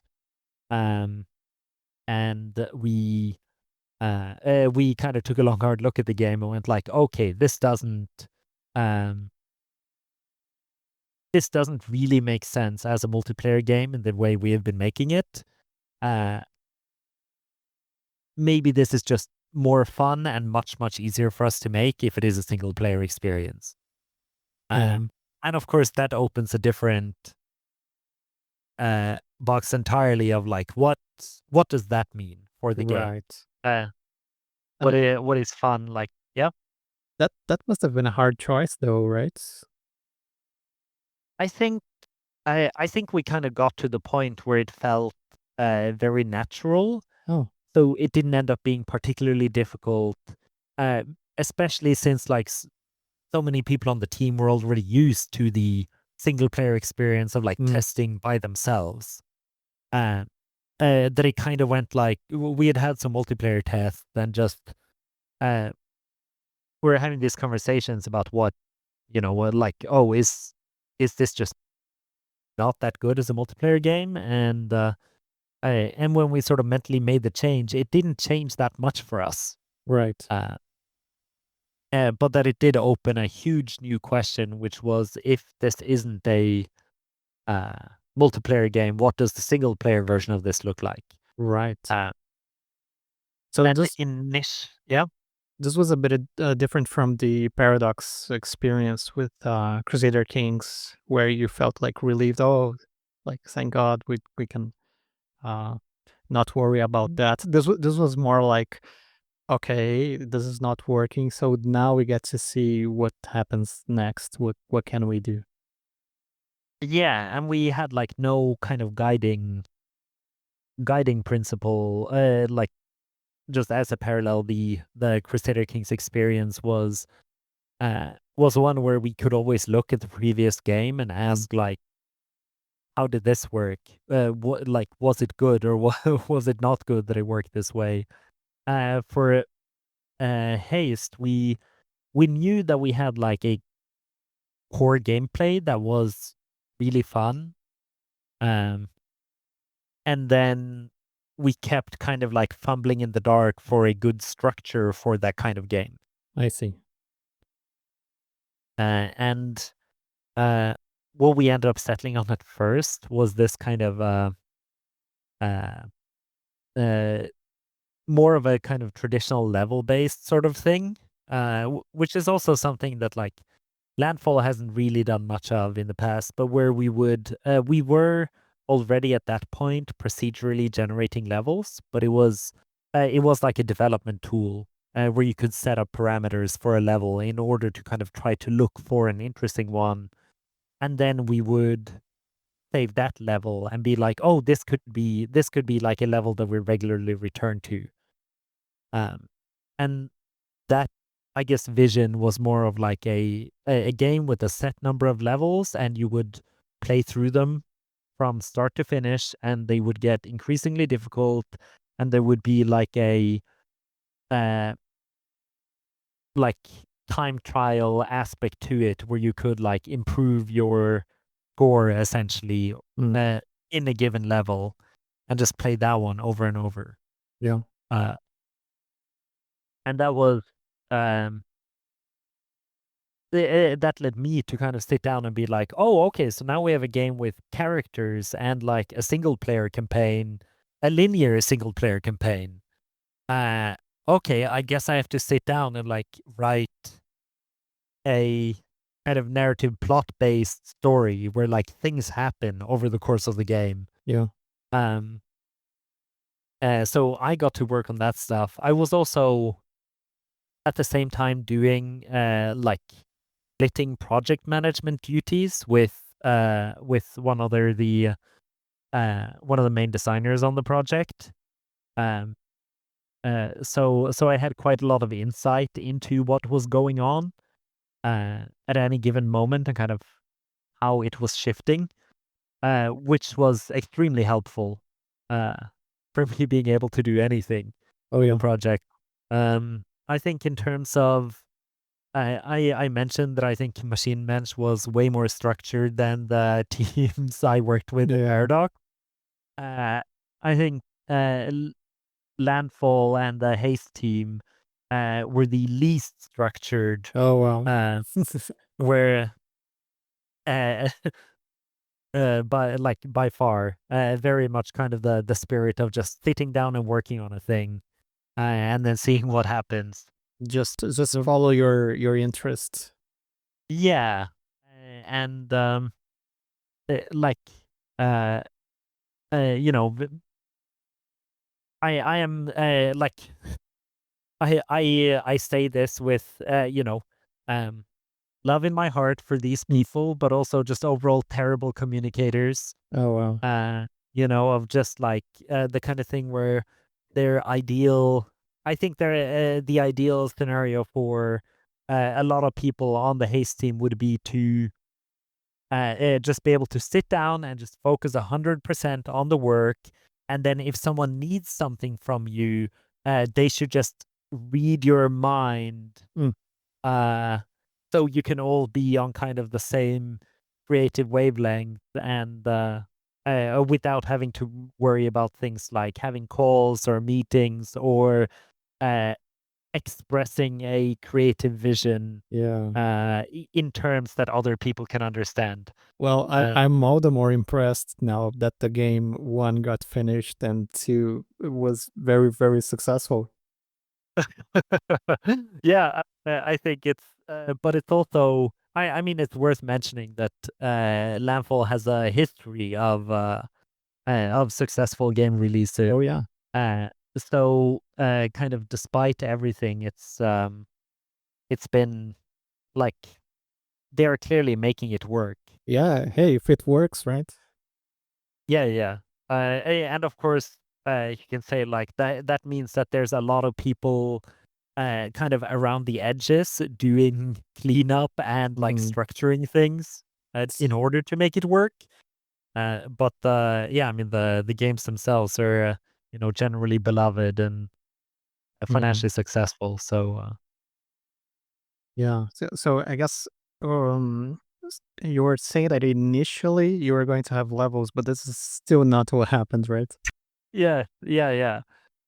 I think the in between step here is the other person who was um in doing kind of project management duties came into work uh on a Monday, and uh the lead developer kind of turned to him after having stayed late on Friday with a couple of the other developers. He turned to the project manager and went like, "Okay, great news. The game is no longer an MMO." And he just paused and went, "At what point was the game ever an MMO?" And apparently, for about like 5 or 6 hours over the weekend, Oh, wow. they had talked about kind of like, okay, yeah, but you could have these levels that kind of like are instanced out, and then you're in this hub where you're hanging out with people, and then you kind of go and run off until someone had been like, "You're describing an MMO," Yeah. and the developers who were talking about this one like that. But no, no, it's not an MMO because of these reasons. And then they slowly realized that they were describing an MMO and needed to come up with something else. Yeah, amazing. Wow. Uh, and so uh, around that time, we had like a kind of team gathering. So we were people in a bunch of different countries, um, and we ended up having a kind of team gathering in Stockholm, where the uh, where we outlined kind of what was needed for this single player experience game, like Mm, what we should prioritize. We made like a full kind of, not a full production plan, but we did kind of a breakdown of like, what features do we need that we do not have in the game? Like, how are we going to make this, etc., etc. Uh, and then we kind of hold the meeting and went like, okay, great. We actually have a plan for finishing this game, which had at this point been going on for, uh, like I guess it had been in development in some form for like 2 years at this point. mhm. Um, and then, immediately after, um, uh, a number of people kind of sat down to just like look at the game again. And I knew immediately when that happened. I just immediately knew that like, oh my god, we've just planned everything and the game is gonna change. Like these people are sitting down to kind of ask whether the plan is a good one, Mm, and it doesn't matter how good the plan is, they're gonna arrive at the conclusion that the game should be something else. mm, Um, and that was when that's kind of exactly what happened. They sat down, and I guess the question they asked was, well, could we just make it a roguelike somehow? And that the important thing that had happened was that our level generation tools had become good enough that we were within reach of uh, generating levels at runtime. mm, That like they had been a developer generating levels had been into developer tools, but now they were sufficiently fast that we were like, if we make them just a little bit faster, we can just generate infinite levels for the player. mhm.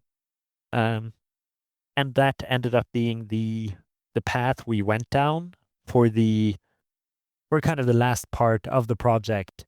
Um, and I still think that like we ended up with a strange structure for the game. Um, and there probably exists a better structure out there that we could have had. Mm, Uh, but that the um, n- we did ship the game with kind of the best version that we had found so far. And yeah, that if we were gonna find an even better one, the project would have taken even longer. right. Yeah. But that had consequences for the story, right? Oh, yes, Because yes, that did also mean that I had to kinda go back to the drawing board and ask, "Oh, well, if it's now a roguelike, how are we going to present the story for players? Yeah. We had like kind of an outline of a story I had already made like a single player story at this point, but I had to go back to the drawing board and be like, well, what are we telling? What is like thematically appropriate now if it is the roguelike? And interestingly enough, I ended up going back to a lot of kind of touchstones from when it was a multiplayer game, Mm. because of how it was like a multiplayer game, like a roguelike, is repeatable, and is Mhm. about kind of having similar experiences over and over. Yeah. Uh, uh, so yeah, that was uh, that was like definitely an interesting. I wouldn't call it frustrating because it was creatively interesting the entire Mhm. way, but definitely a lot of like loops to get to where we ended up.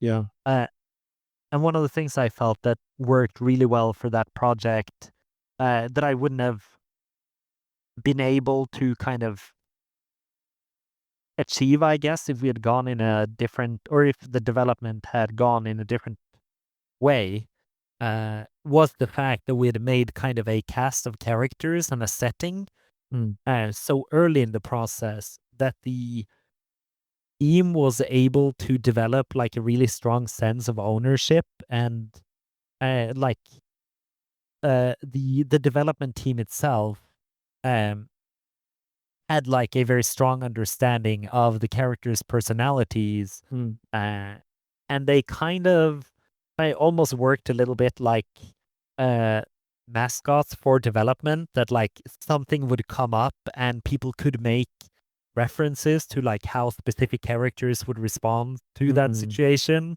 if they were real. Um, and from a narrative perspective, that was great for kind of.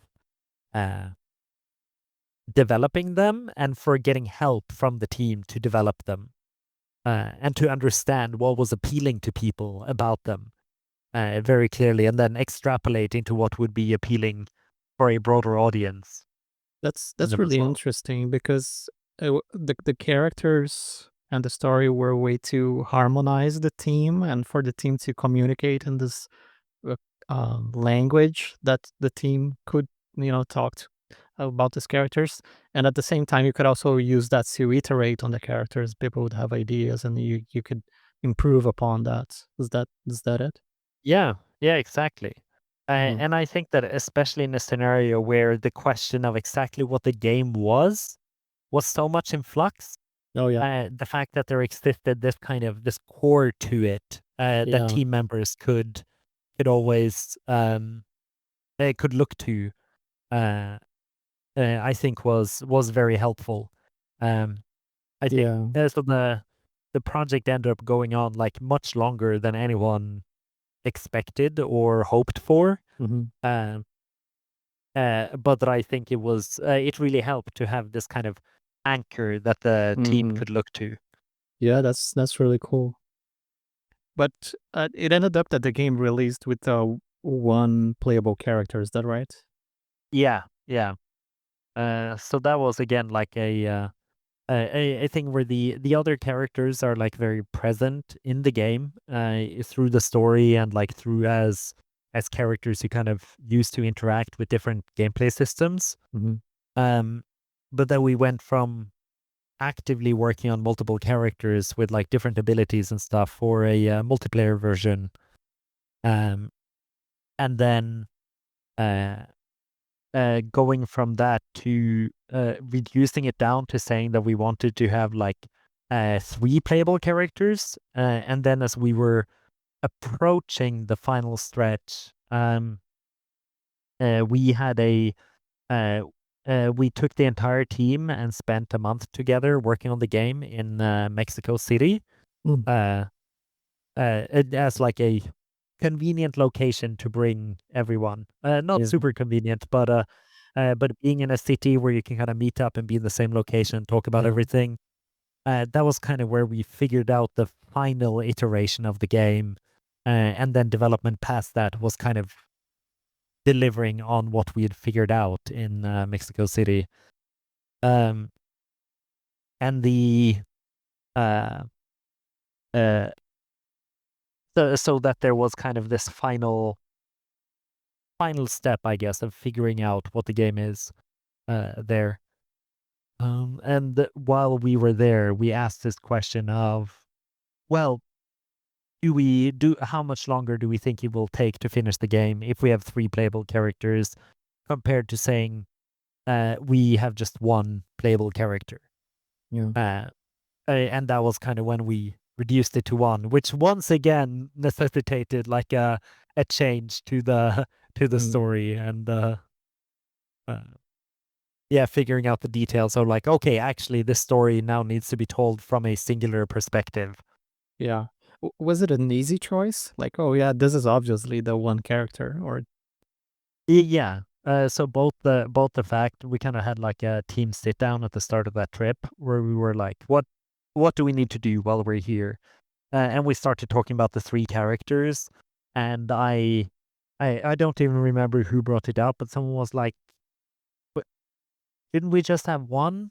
Wouldn't that be much easier? Like, wouldn't we save so much time?" And Mhm. the entire team kind of immediately went like, "Yes, we we should spend time on making the other parts of the game better rather than uh, creating these 3 small playable character varieties." Yeah. And then when we did that, we already knew like that Zoe was going to be the main character.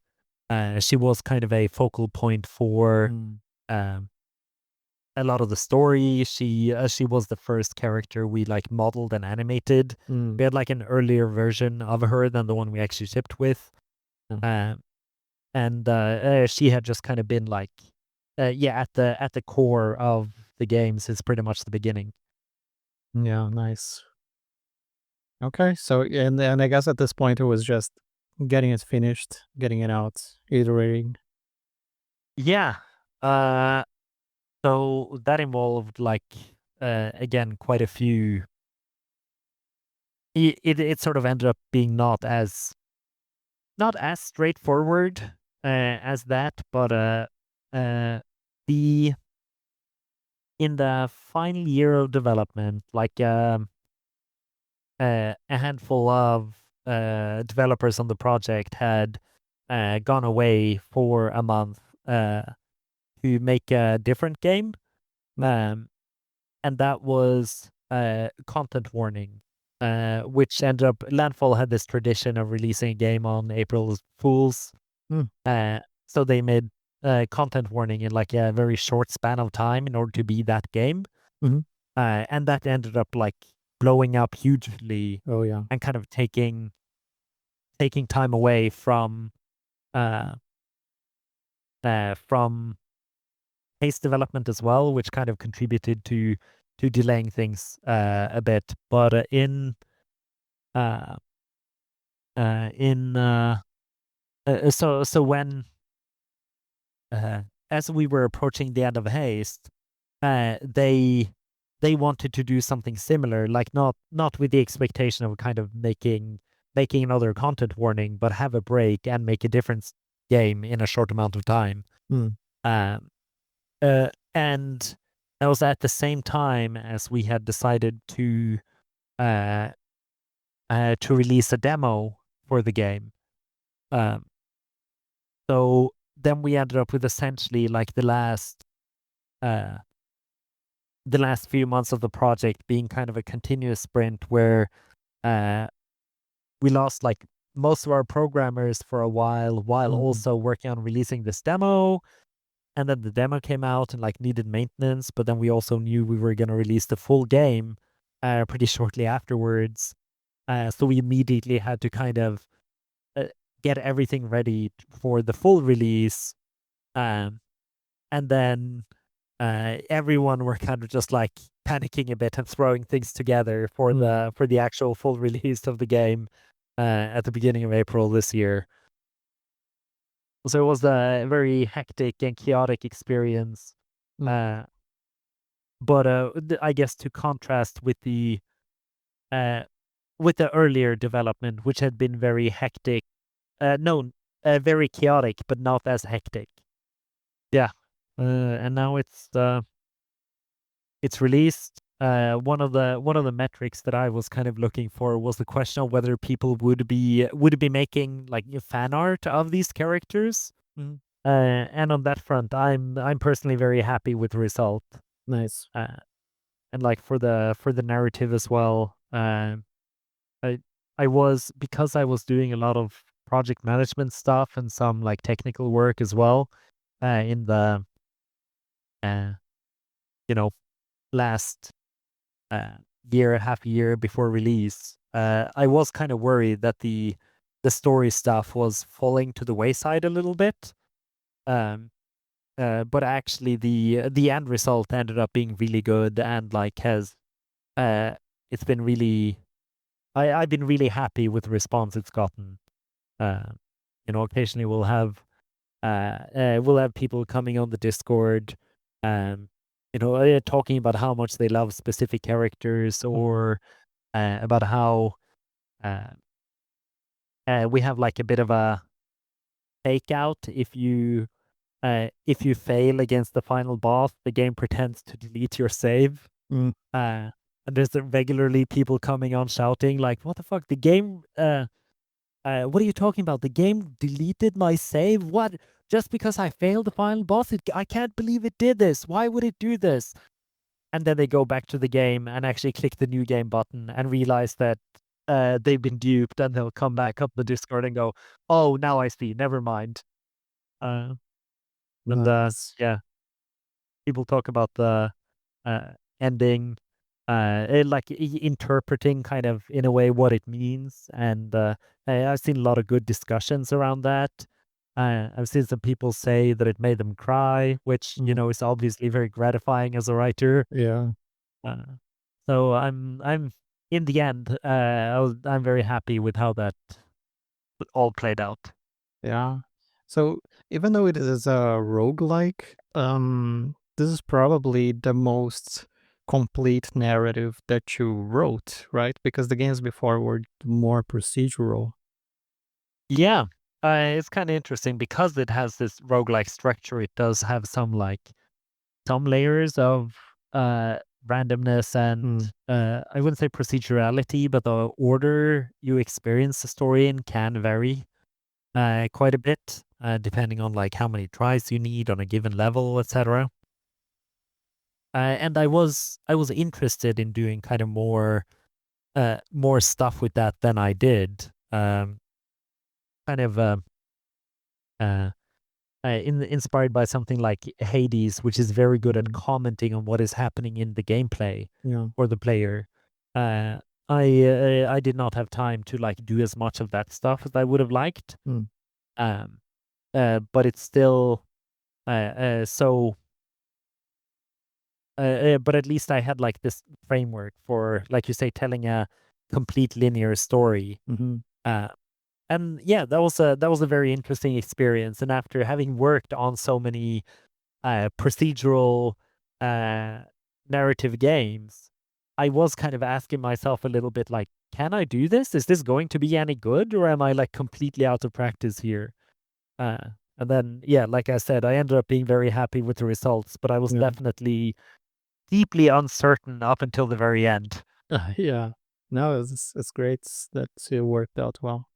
So what's next for you and for Haste? Are you going to keep supporting the game now? Yeah, we have some plans for some more updates. We did quite a few like updates um immediately after launch. Mhm. Uh and we have some more stuff coming up. Um and there's like no end to the amount of ideas we have. Oh, wow. So we kind of have to see like um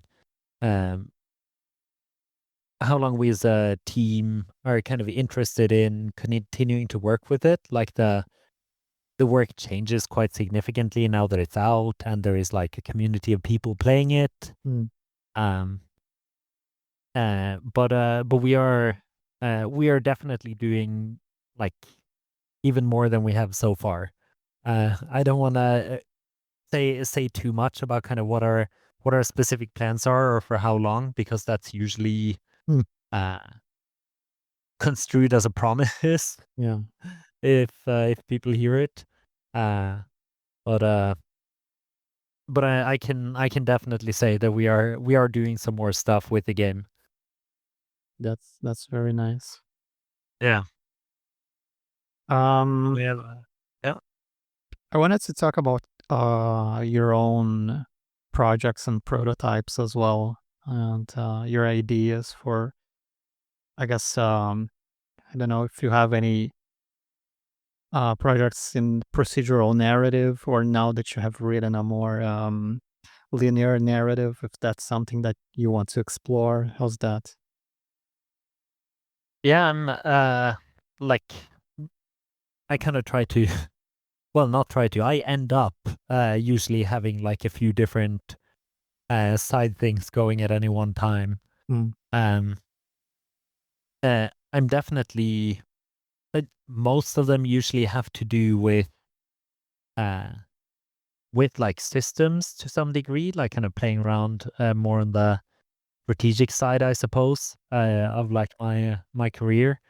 Uh and oft, often end up having strong like narrative concepts at their heart as well. So a lot of them end up being, being about kind of um, playing around with systems, often framed in the form of characters or a developing story, that type of thing. Um, so in addition to kind of continue to work on Haste now, I do have some projects that I'm essentially trying to develop with some other people than from the Haste team. Um, so uh, I guess some relevant ones is that uh, I have a prototype for a dice-based encounter resolution system. I guess is the best way of describing it. It's almost like playing a little bit like playing Yahtzee in order to like resolve any kind of encounter, almost like a tabletop RPG style, uh, but a little bit more structured and tied to stats and stuff that gives it a little bit of like an RPG feeling. Um, that's a very promising thing that I'm gonna try to put into like a, a largely text-based narrative framework, so that I can just kind of like create encounters um, for the player to kind of keep rolling dice about, and then that adds up to like a larger structure, both in terms of like RPG stats and also narrative developments. Um, and I'm working on this with a couple of people, and a thing we're gonna try to do is uh, make it a bit of a comedy game. mm, And I'm very kind of curious about how that's going to pan out. The experience of like reading, I I guess like reading funny texts, hopefully, and like having funny systemic interactions, mixed with this like relatively low stakes dice rolling game. And yeah, in general, I'm kind of interested in uh, trying to explore ideas that feel pretty new to me. Um, and the uh, the success of Haste, one of the things it has done is kind of reinforce the sense that like, oh, it is fine um, to lean into the writing side of things as well. Uh, that's like something that I can achieve good results with. And is probably one of like as a game developer, that is probably one of my more unique strengths. Um, So something I should kind of spend more time exploring, kind of where that is coming from. Obviously, there are other game developers like doing it very, very well, but that there's not that many of them. Whereas So that's a much greater strength for me than say something like what Landfall is very good at, about like creating these physics based games. That I'm like, my natural home is in a very different niche, I think. So a couple of games came up for me when you were talking about this prototype. One was Fiasco, like the Yeah, that's uh, that, that's a uh, great thing to bring up. The kind of dice resolution system I've been prototyping works very differently from the one in Fiasco, uh, but in general, I really love playing Fiasco. Like, it's always such a great time. In terms of kind of creating comedy from a game, uh, I think if we are able to create something of the sense of kind of uh, slowly unwinding chaos that Fiasco consistently produces, that would be a great creative achievement, I think, for this new project. yeah. The other game that came to mind for me with like RPG dice was in the digital space was Citizen Sleeper. Have you played that?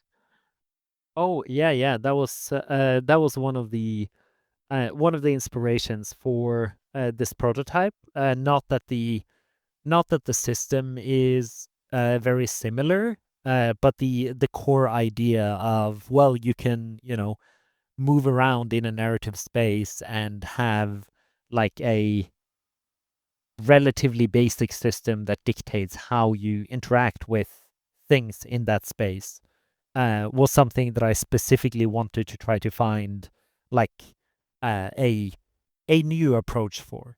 I wanted to make something like Citizen Sleeper, but you know, different somehow. So that's an immediate, a very good catch as like a touchstone for this. Yeah, yeah. I'm very curious about this project. This is a space that I'm very interested in as well. So yeah, if you whenever you have a playable version of that, I'd love to try it. Yeah, yeah. I'm hoping to have something very soon. Uh, I'll definitely let you know. Nice. Is are there any other projects that we could talk about? Yeah, I've got another another thing I'm kind of working on figuring out. Is uh, I made a base defense game uh with a couple of other people called Saint Gizzard, which is the what ended up being the interesting thing about it is kind of the setting, that is like a far future science fiction uh, setting where a crumbling galactic empire awakens like a uh, possibly biological, possibly mechanical being called the Saint in order to save it, and you control the Saint in like uh, i- starting to kind of starting off by protecting this uh, galactic order, and then gradually turning towards destroying it instead. Um, and it has like quite a lot of like horror aesthetics to it, like sci-fi horror type things. And the gameplay itself is not very conventional, uh, but you're trying to rescue like um, faithful, uh, and as you do, you're like building towers and like building out a base to kind of defend from these enemies that are all like different. We refer to them with terms like vampires and werewolves and gargoyles, but they're all defined by different ways that humans have been trying to achieve immortality. Like the gargoyles are people who have essentially replaced their bodies with like crystalline um, crystalline flesh instead, and it has like frozen them in this eternal agony. Uh, and vampires are finding ways of draining life force out of other humans, but in this very like uh, horrific biomechanical way rather than kind of traditional supernatural ways. Um, and so we got um, the that game is quite advanced, but we've found that like uh, although some people get kind of really into the gameplay, that's not reliable enough uh, for us, and then we kind of have to go back to the drawing board there. But people are very reliably like interested in the setting and the visuals we've developed for it. Um, so we kind of have to, yeah, I think we have to take a kind of step back and ask like, what is the version of this game that emphasizes the things that people are fundamentally interested in, um, and that leans more into our strengths as a team, I suppose. Uh, that's, I think, um, the I, worth bringing up as like a general kind of piece of advice. Uh, the willingness to say that something is or isn't working, and uh, trying to be pretty objective about that in the sense of like looking at making people play the game and then watching them play the game and listen to them talk about playing your game, uh, and that it is fine to be in a situation where they say like kind of, oh, this was okay, uh, and then kind of taking that feedback as okay, it's not really good enough to stand on its own, because we need at least some people to say, wow, that's great. Like, there is something deeply compelling about this rather than just, oh, yeah, I could keep playing this, I guess. And that's especially if you're kind of, yeah, making commercial games. It is super important to find a prototype, to find a version of a game that grabs people, or at least enough people for whatever uh, you know market you're targeting. Yeah. Well, you're getting to work on your sci-fi game since you never got to work on Stellaris, right? So there's that. Yeah, exactly. And I guess Mhm. there is a lot of the stuff in it that could fit relatively well into Stellaris. But I suppose because Stellaris is such a broad Yeah. kind of sci-fi pastiche in a lot of ways. Anything goes sci-fi. Yeah. Right. Awesome. Anything else? I I I mean, honestly, on this aspect, I think I could kind of You could keep just go going. on. Yeah. Uh, I mean, I guess it's worth mentioning that I would be interested in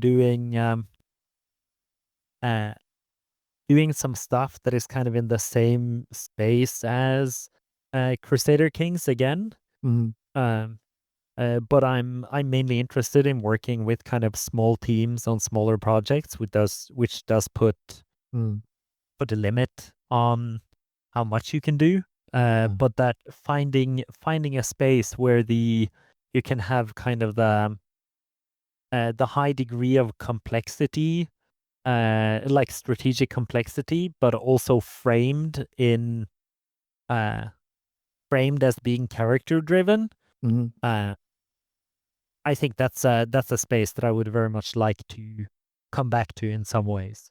Yeah. And I have several kind of ideas going on, but nothing specific at the moment. Just like a desire to say, um, I want to make, you know, I want to make games about people, and I think that the ways we did that with Crusader Kings uh, was like very interesting. But that there is a lot of design space to explore there that uh, Crusader Kings is not able to explore Mm, because it has to be Crusader Kings. right.